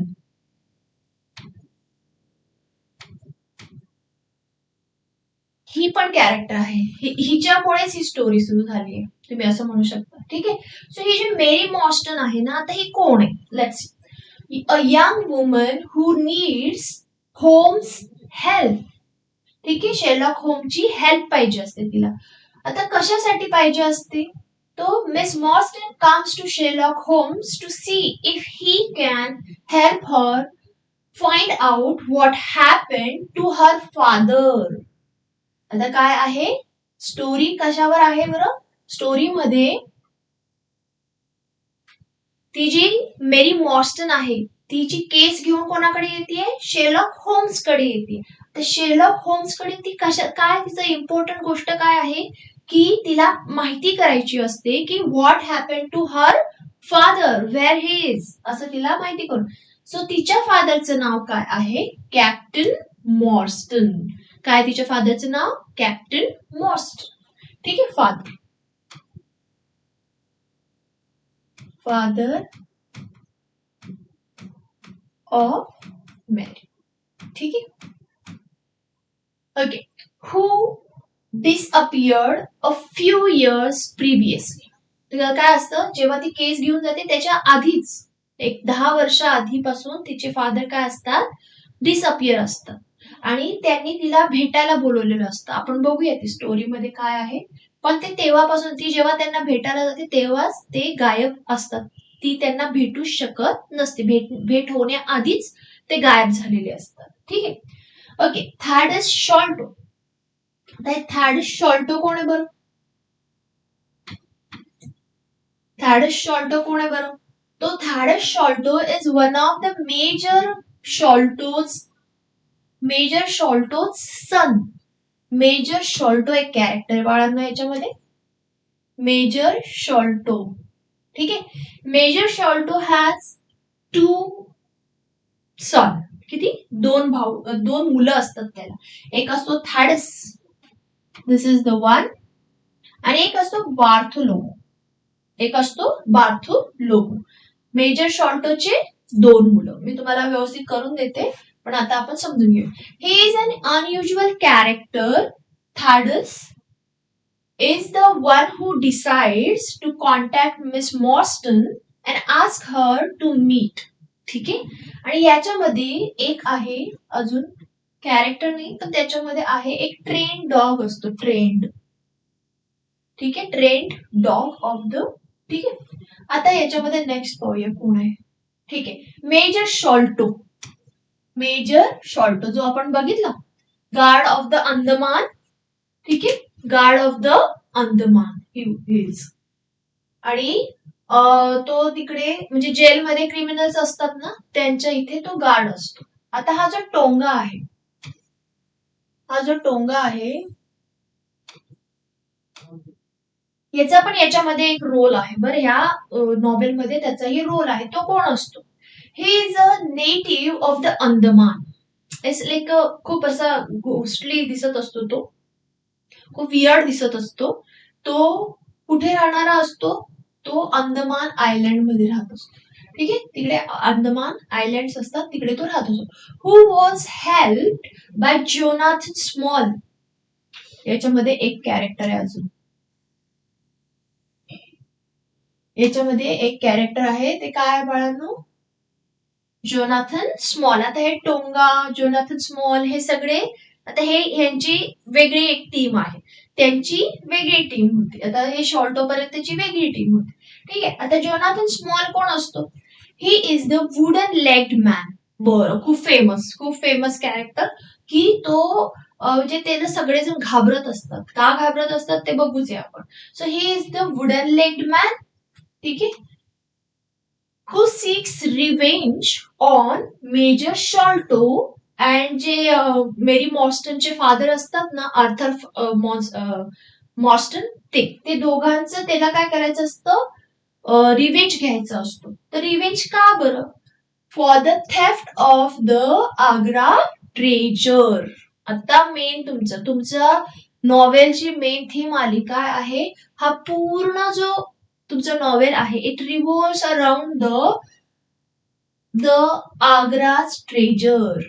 हा कशावर सगळ्यात जास्त भर कशावर आहे, द आग्राज ट्रेजर, याच्यामुळेच ही पूर्ण नॉवेल घडली आहे असं तुम्ही समजू शकता. ही is the one of the four. He is the one of the four. आता बघा हे जे आहे ना, is the one of the four. तुमच्या नॉवेलचं नाव काय आहे, साइन ऑफ फोर. त्यापैकी जोनाथन स्मॉल एक आहे. तर नेक्स्ट पहा, नेक्स्ट कोण आहे, हे कॅप्टन मॉर्स्टन, तर ते मेरीचे फादर आहेत. ठीक आहे, हे कॅप्टन मॉर्स्टन कोण आहे, Mary's father. Captain Morstan was an officer in British army who served in India.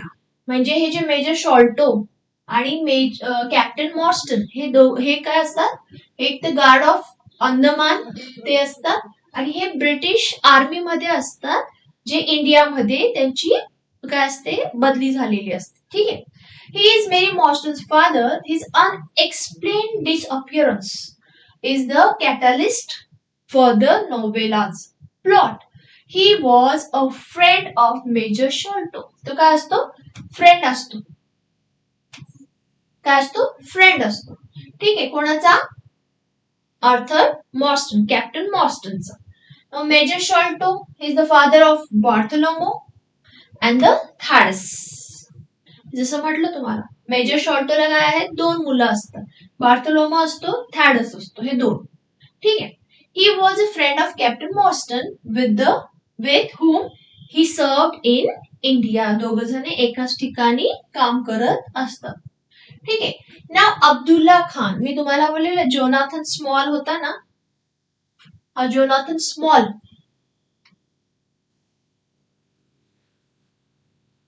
इथे मी स्टार करून ठेवते, हा जोनाथन स्मॉल, मग हा अब्दुल्ला खान,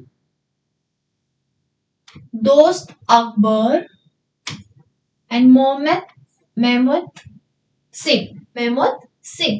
हे असे जे चार कॅरेक्टर्स आहेत, स्टार केलेले बरं मुलांनो, हे जे स्टार चार केलेत ना, हे चार कॅरेक्टर्सला स्टार आहेत ना, हेच चार लोकांमुळे त्या तुमच्या नॉवेलला नाव दिलेलं आहे साइन ऑफ फोर.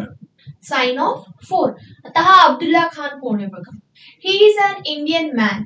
तो कोण आहे, इंडियन मॅन आहे. One of the signatories of the sign of four.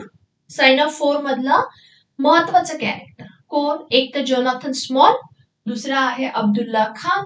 ठीक आहे, the man who told Jonathan small about the Agra treasure. ठीक आहे, हाच असतो की ज्याने जोनाथन स्मॉलला सांगितलेलं असतं की आग्रा फोर्ट्रेस मध्ये काय आहे, खूप मोठा असं ट्रेजर आहे आणि ते आपण घेऊन टाकूया, असं त्याचा प्लॅन असतो. ठीक आहे, दोस्त अकबर. आता दोस्त अकबर कोण आहे, तर he is an again Indian man, one of the signatories in sign. ठीक आहे, sign of the four. He lures the merchant and the man who is carrying the Agra treasure into the trap set by the other man. तोच हा काय असतो, हा तो खजाना लुटण्यामध्ये मदत करतो. आणि नेक्स्ट आहे मेहमूद सिंग. हा कोण आहे, he is an again Indian man, one of the same sign of the four. He colluded with Jonathan Small, Abdullah Khan and Dost Akbar to seize the Agra treasure. म्हणजे हे जे आहेत, हे मेहमूद सिंग, दोस्त अकबर, अब्दुल्ला खान, हे सगळे जे आहेत आणि जोनाथन स्मॉल. ठीक आहे, हे चार लोकांमुळे, हे चार लोकांनी मिळून काय केले असेल, they looted the Agra treasure and that's why the तुमच्या नॉवेलचं नेम आहे द साइन ऑफ फोर. ठीक आहे, आता तुम्हाला हवा असेल तर आपण पटापट काय करूया, हे जे आहे स्टोरी पण ऐकणार आहोत, पण याच्यामध्ये कॅरेक्टर्स एकदा बघून घ्या कोणते कोणते. सो इथे शेरलॉक होम,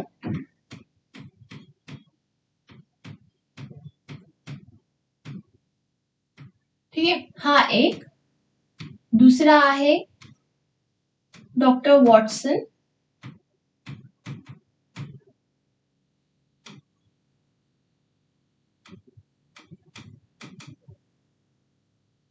ओके, दुसरा आहे डॉक्टर वॉटसन. थर्ड आहे captain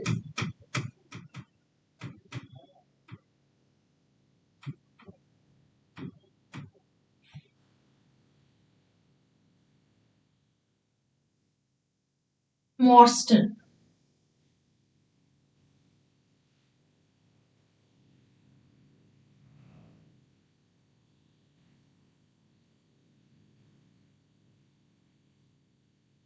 okay, मॉर्स्टन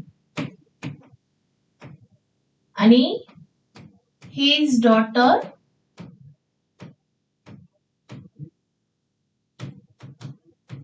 okay, his daughter Mary मॉर्स्टन.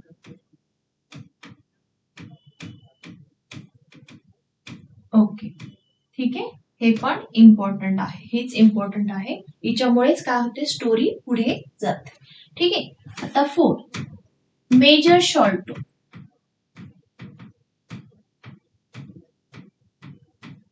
Sholto हे दोघं कोण आहेत, हे फ्रेंड्स आहेत. Both are the friends. ठीक आहे, हे दोघं फ्रेंड्स आहेत. ठीक आहे, आता ह्या मेजर शॉल्टो हॅज 2 सन्स. ठीक आहे, 2 सन्स मध्ये कोण आहे, एक आहे बार्थलोमो.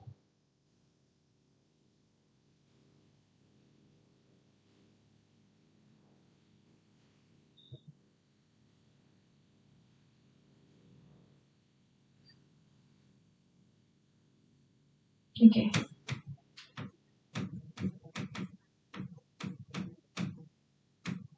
ओके, बार्थलोमो एक आहे आणि एक थॅडस म्हणून आहे ना, एक थॅडस आहे त्याचा मुलगा.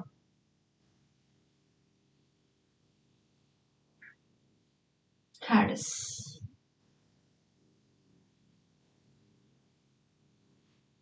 हा एक मुलगा, हा एक.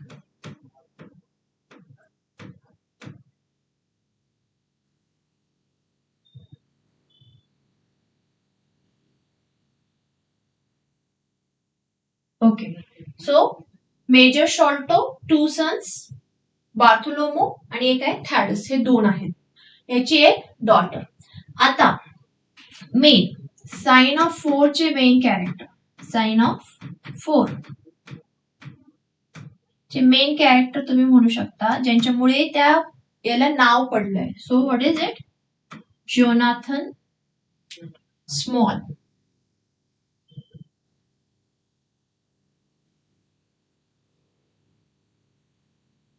Okay, Jonathan small.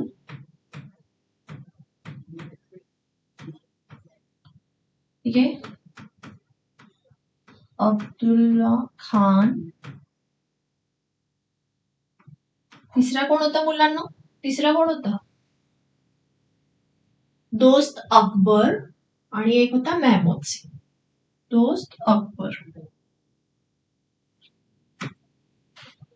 दोस्त अकबर आणि चौथा आहे इकडे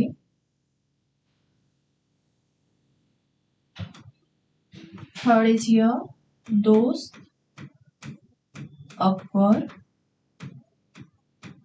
आणि 4 महमूद खान. सेम.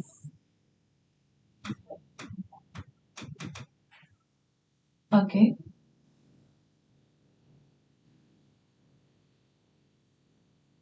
ओके, आता हे जे आहे,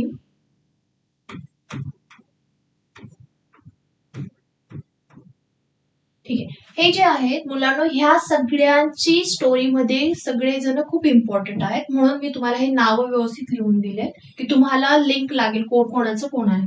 ठीक आहे, हे दोघं फ्रेंड्स आहेत, हे दोघं फ्रेंड्स आहेत, हे पण डिटेक्टिव्ह आहेत. ठीक आहे, डिटेक्टिव्ह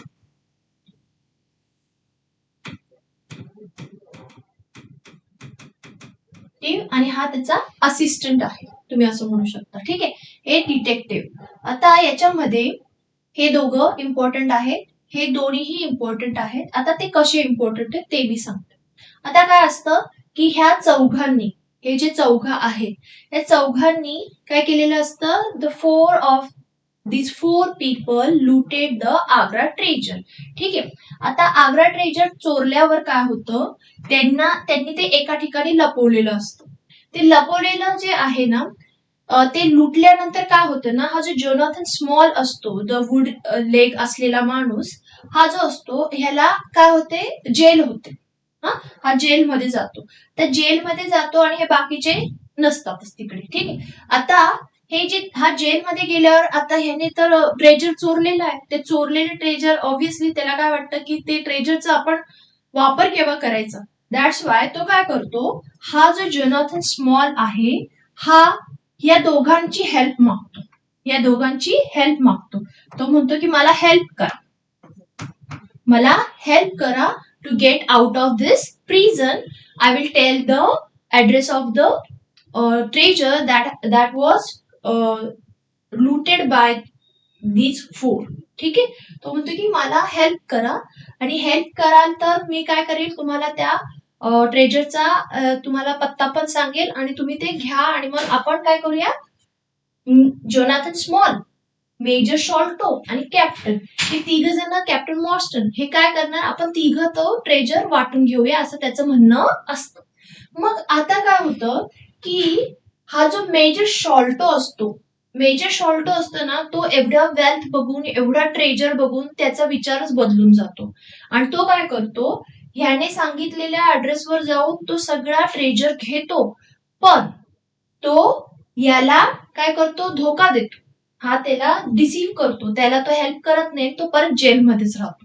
ठीक आहे, आणि मग मेजर शॉल्टो कॅप्टन मॉर्स्टनला बोलतो की आपण घेऊया, पण तो काय करतो, आता बघा ही स्टोरी इकडे, जी मेरी असते तिला एकदा तिचे फादर कॉल करून सांगतात, ती सांगतात की ना मला तुला भेटायचंय आणि एका हॉटेलमध्ये ते बोलवतात तिला. ती त्या हॉटेलमध्ये जाते भेटायला, पण त्याच्या आधीच ते गायब झालेले असतात. तर ते गायब का झालेले असतात, कारण की मेजर शॉल्टो तिकडे त्यांना भेटायला जातो आणि भेटायला गेल्यावर मेजर शॉल्टोचा इच्छाच नसते तो ट्रेजर शेअर करायचा आणि दॅट्स वाय ह्याला पण तो जेलमध्ये ठेवतो आणि याच्या बरोबर तो भांडण करायला लागतो. त्या भांडण करण्यामध्ये काय होतं, ह्यांना हार्ट अटॅक येतो. ठीक आहे, कॅप्टन मॉर्स्टन काय होतं, गेट्स द स्ट्रोक आणि त्याच्यामुळे त्याची तिकडेच डेथ होऊन जाते. ही डाईड. ठीक आहे, ही डाईज. आता तो मेल्यानंतर ह्याला भीती वाटते की आता काय हॉटेलमध्ये कसं काय ठेवून चालेल, सो तो काय करतो, त्यांना म्हणजे गायबच करतो, त्याची विल्हेवाट लावून तो देतो आणि त्याच्यामुळे कॅप्टन मॉर्स्टन त्यांच्या मुलीला, हिज डॉटर मेरी मॉर्स्टनला भेटू शकत नाही. आता मेजर शॉल्टो जो असतो ना, तो त्याच्या घरी रिटायर्ड होऊन त्याच्या मुलांबरोबर राहत असतो. पण तो ते सगळं जो आग्रा ट्रेजर त्याने चोरलेला असतो, तो जो ट्रेजर आहे त्याची माहिती तो कोणाला देतो, त्याच्या दोन्ही मुलांना सांगतो. ते ट्विन्स असतात. ठीक आहे, तर ते मुलांना सांगितल्यावर काय होतं, ते ह्याला नंतर गिल्ट येतो की अरे माझ्यामुळे माझा फ्रेंड पण मेला आणि त्याची मुलगी बिचारी अशीच त्याची वाट बघत राहिलेली आहे. दॅट्स वाय ही डिसाइडेड की ही टोल्ड हिज सन्स की बाळांनो, तुम्ही माझ्या मुलांना, तुम्ही माझी मुलं आहात, तो हा जो ट्रेजर आहे ना तुम्हाला एका व्यक्तीबरोबर शेअर करायचा आहे आणि ती व्यक्ती कोण आहे, दिस इज मेरी मॉर्स्टन. ठीक आहे, ह्या हिच्या बरोबर तुम्ही शेअर करा, कारण की मी तिच्या फादरला धोका दिला होता आणि त्याच्यामुळे मला गिल्ट येतोय, मला काही चांगलं वाटत नाहीये. ठीक आहे, सो ते काय करतात मग, आता हे बार्टोलोमो आणि थॅडस हे दोघं मुलं आहेत ना, हे खूप चांगले असतात. ते ऐकतात त्यांच्या फादरचं. ते बोलतात की मी जे रॉंग केलेलं आहे ते तुम्ही करू नका, तो तिचा शेअर आहे, आपण तिला तो देऊन टाकूया.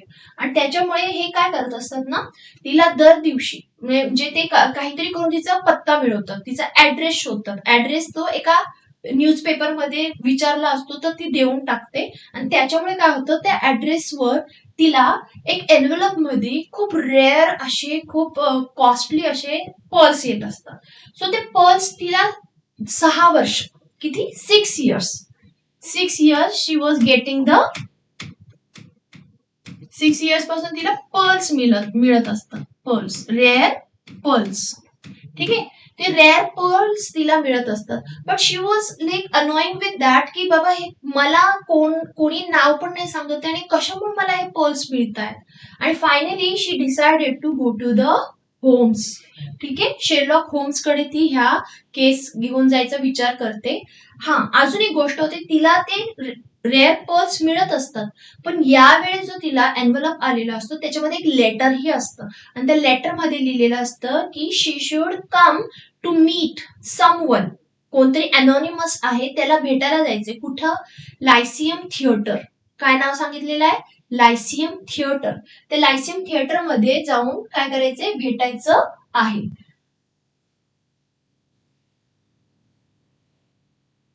ओके, सो ती तिथे सांगताय की कुठे जाऊन भेटायचंय? Lyceum theatre. आता तुम्हाला हे जे लायसियम थिएटर मी सांगते, लायसियम थिएटर म्हणून नाव सांगते, याचा पण खूप सिग्निफिकन्स आहे. तुम्हाला एक्झाम मध्ये क्वेश्चन विचारला जातो की लायसियम थिएटरचा काय करा तुम्ही सिग्निफिकन्स सांगा. तर लायसियम थिएटरच्या इथे मेरी मॉर्स्टनला बार्थोलोमो थॅडस यांनी बोलवलेलं असतं. आणि ते बोलतात की if you feel like fearsome, तुम्हाला भीती वाटत असेल, इफ यू आर फ्रायटेड, तर you can bring two people with you. पण एक शर्त काय असते की ते पोलीस नसले पाहिजे. ठीक आहे, आणि मग त्याच्यामुळे शी हॅज अ एक तिला गोष्ट हे मिळून जातो सपोर्ट. म्हणून ती काय करते, शेरलॉक होम्स आणि डॉक्टर वॉटसनला ती सांगते की माझ्यासोबत या. मग ते लायसियम थिएटर मध्ये जातात. लायसियम थिएटर मध्ये गेल्यावर तो भेटतो आणि मग ते सांगायला सुरुवात होते. मग नंतर तो त्यांना घेऊन कुठे जात असतो? त्याच्या भावाकडे जात असतो. भाऊ एक घरी असतो ना, तर काय होतं की त्यापैकी एकाचा खून होऊन जातो. खून होऊन जातो आणि त्याच्यामुळे काय होतं ना, C, Thaddeus and his father spent their lives constantly in fear about wooden leg men, about strangers in general. म्हणजे काय होतं की जेव्हा हे जे मेजर शॉल्टो रिटायर्ड लाईफ त्याचं घालवत असतो विथ ट्रेजर आणि त्याच्या 2 मुलांबरोबर, तर काय होतं की हा जो आहे हे सगळेच्या सगळे डेंजर मध्येच असतात. कारण की जोनाथन स्मॉल त्यांच्यावर वॉच ठेवून असतो. त्याला माहिती करून घ्यायचं असतं की ते ट्रेजर कुठे आहे. जेव्हा हा लास्ट मोमेंट वर असतो की लाईक तो मरणार असतो, तेव्हा तो त्याच्या मुलांना सांगतो. त्याच्या मुलांना सांगताना हा ऐकून घेतो की ते ट्रेजर कुठे आहे आणि हा ते ट्रेजर मिळवतो. आणि मग ह्याचा खून करून टाकतो. ह्याचा खून करून टाकतो. हा पण मरतो, तो पण मरतो. फक्त आता बार्थोलोमो राहतो आणि Mary Morstan, Sherlock Holmes, Watson, Sherlock Holmes हे असे 4 जण त्याचा पाठलाग करत करत काय करतात? ते ट्रेजर मिळवायला जातात. आता ते ट्रेजर मिळवण्यासाठी सोपं नसतं. ते ते ते सी वेज मध्ये गेलेला असतो हा माणूस. आणि हा नेमका काय करतो? ते बॉक्स त्यांना दाखवतो की हे बॉक्स आहे माझ्याकडे, म्हणजे ह्याच्यामध्ये ट्रेजर आहे. आणि तो त्याचं पाठलाग, हे सगळे चारीच्या चारी त्याला पाठलाग करत जातात. पण शेवटी त्यांना फायनली मिळतो तो. ह्याची टीम असते, ती पोलिसांची टीमला शेरलॉक होम्स सांगतो की तुम्ही त्या जोनाथन स्मॉलला पकडा आणि पकडून माझ्याकडे आणा. आणि तोपर्यंत ते काय करतात, ते बॉक्स ओपन करून बघतात. पण त्या बॉक्समध्ये ट्रेजरच नसतं. कारण की याने ते सगळं ट्रेजर त्या समुद्रामध्ये टाकून दिलेलं असतं, पाण्यामध्ये टाकून दिलेलं असतं. त्याच्यामुळे ते कोणालाच मिळत नाही. पण एवढे सगळे लाईव्स, हे बघा, कॅप्टन मॉर्स्टन, मेजर शॉल्टो, हे 3 आणि 4, बॉर्थोलोमो, थॅडस, मेरी मॉर्स्टन, सगळ्यांची लाईफ काय होते? डिस्टर्ब होते ह्या एका गोष्टीमुळे. म्हणून आता तुम्हाला आपण बघूया की थीम काय आहे आपल्या प्लॉटची.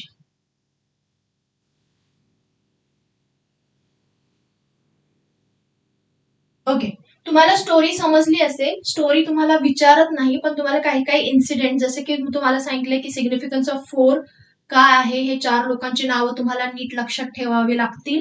मेरी मॉर्स्टन आणि डॉक्टर वॉटसन नंतर लग्नही करतात. That Watson proposes her. तेही तुम्हाला की डॉक्टर वॉटसनचा assistance to the Sherlock Holmes cases ते विचारू शकतील. किंवा मग तुम्हाला ते लेटर्स विषयी, त्या पर्ल्स विषयी क्वेश्चन येऊ शकतो. आपण क्वेश्चनही इन्क्लूड केले आहेत. Let's see. आता बघा, इथे शेरलॉक होम्स मी हे विचारलं, तर हे सगळी इन्फॉर्मेशन आहे अबाउट द ऑथर डॉयल. ठीक आहे. 56 शॉर्ट स्टोरीज लिहिलेत त्यांनी, 4 नॉवेल्स लिहिलेत. ठीक आहे. आणि केव्हापासून शेरलॉक होम्स कॅरेक्टर त्यांनी इंट्रोड्यूस करवलंय फ्रॉम 1887. ठीक आहे. 1887. Then it's a field of crime fiction. Then story generally considered milestones in the field of crime fictions. Then Doyle was prolific writer. Doyle was prolific writer. ठीक है. His works include fantasy, science fiction stories, as well as plays, poetry, non-fiction. Now, Sign of the Four is the second novel of the author Conan Doyle, in which Sherlock Holmes Watson solved the mystery of hidden treasure and murder. The story has reference of Indian places. In the textbook, the story begins from chapter 2. Here the suspense of invitation and the journey to find out the reality are given. ठीक आहे. आपण हे सगळे characters पाहिले होते. Okay, next.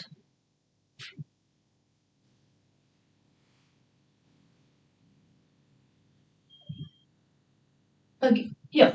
The essence of Sign of Four.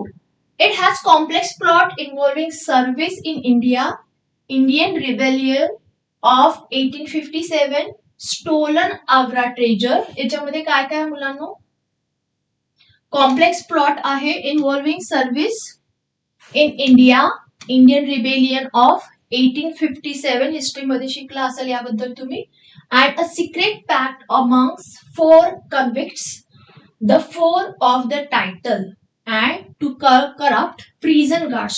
To corrupt prison guards कोण असतात? Corrupt prison कोण असतं? एक captain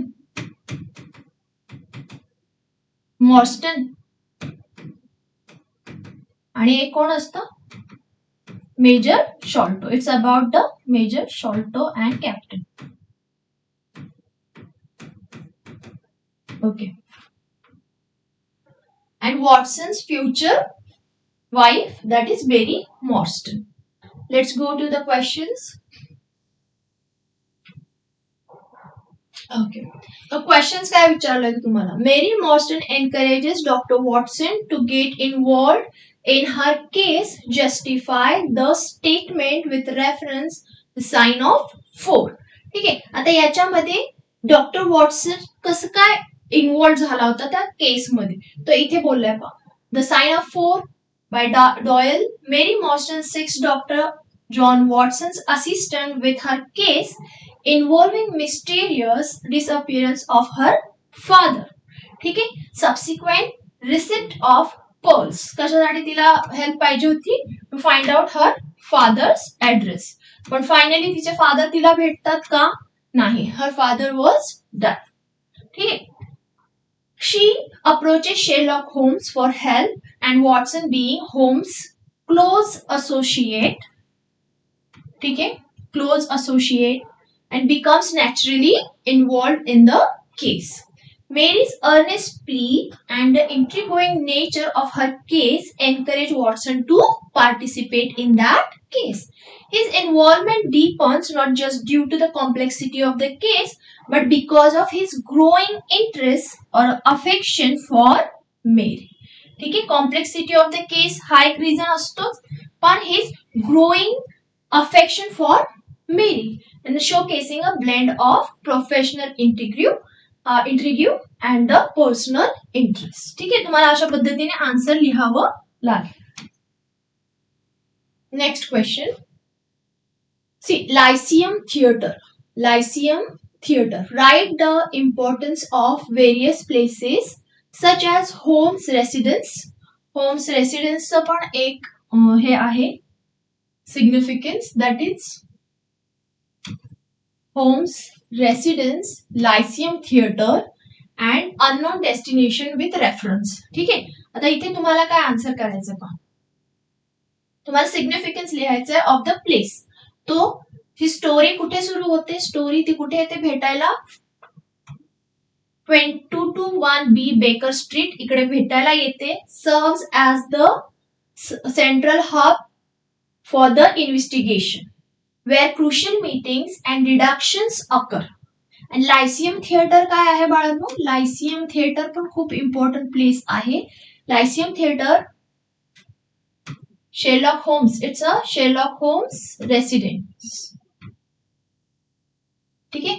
Represent the cultural landmark adding to the atmosphere setting of Victorian London. Symbolizes Holmes and Watson's brief respite from their investigative endeavors. The unknown destination where much of the climax unfold adds a layer of mystery and suspense, showcasing the geographical diversity. So हे याच्यामध्ये ही information तुम्हाला लिहायची आहे. Now the next, write in brief the message of a letter received by Miss Morstan. जो मी तुम्हाला सांगितलं असतो की त्याच्यामध्ये काय आहे की she found that later she receives an anonymous letter asking to meet a stranger at Lyceum Theatre. तुम्हाला हा स्टेटमेंट लिहावाच लागेल. ठीक. The letter assures her she has not been wronged, that she deserves justice. It wants, इथे पहा, she deserves हा एक important आहे phrase की तुम्हाला लिहावं लागेल. She deserves justice असं त्या लेटर मध्ये लिहिलेलं. It also wants her to bring two companion for safety. त्या लेटरला तुम्हाला काय सांगितलंय? एक्सप्लेन करायला सांगितलंय. त्या लेटर मध्ये काय लिहिलेलं असतं तो काय आहे की she also wants that she can bring the two companions for safety. This mysterious letter sets the stage for the unfolding mystery and leads Miss Morstan to seek Sherlock Holmes in solving the case. So हे questions होते आणि अशा प्रकारे आपण हा last question आहे that is doctor Watson. So you can write the answer of this की याच्यामध्ये तुम्हाला डॉक्टर वॉटसनचं सगळं इन्फॉर्मेशन दिलेली आहे. या पद्धतीने तुम्हाला आन्सर लिहायचे आहे. तुम्हाला हे सगळे क्वेश्चन्स 2 मार्कला विचारलेले असतात. अशा प्रकारे आज आपण काय केलं आहे? आज आपण आपला 4.4चा नॉवेल संपवला आहे आणि 4 नंबरचे म्हणजे 1.4, 2.4 असे सगळे लेसन्स इथपर्यंत आपण आलेलो आहोत.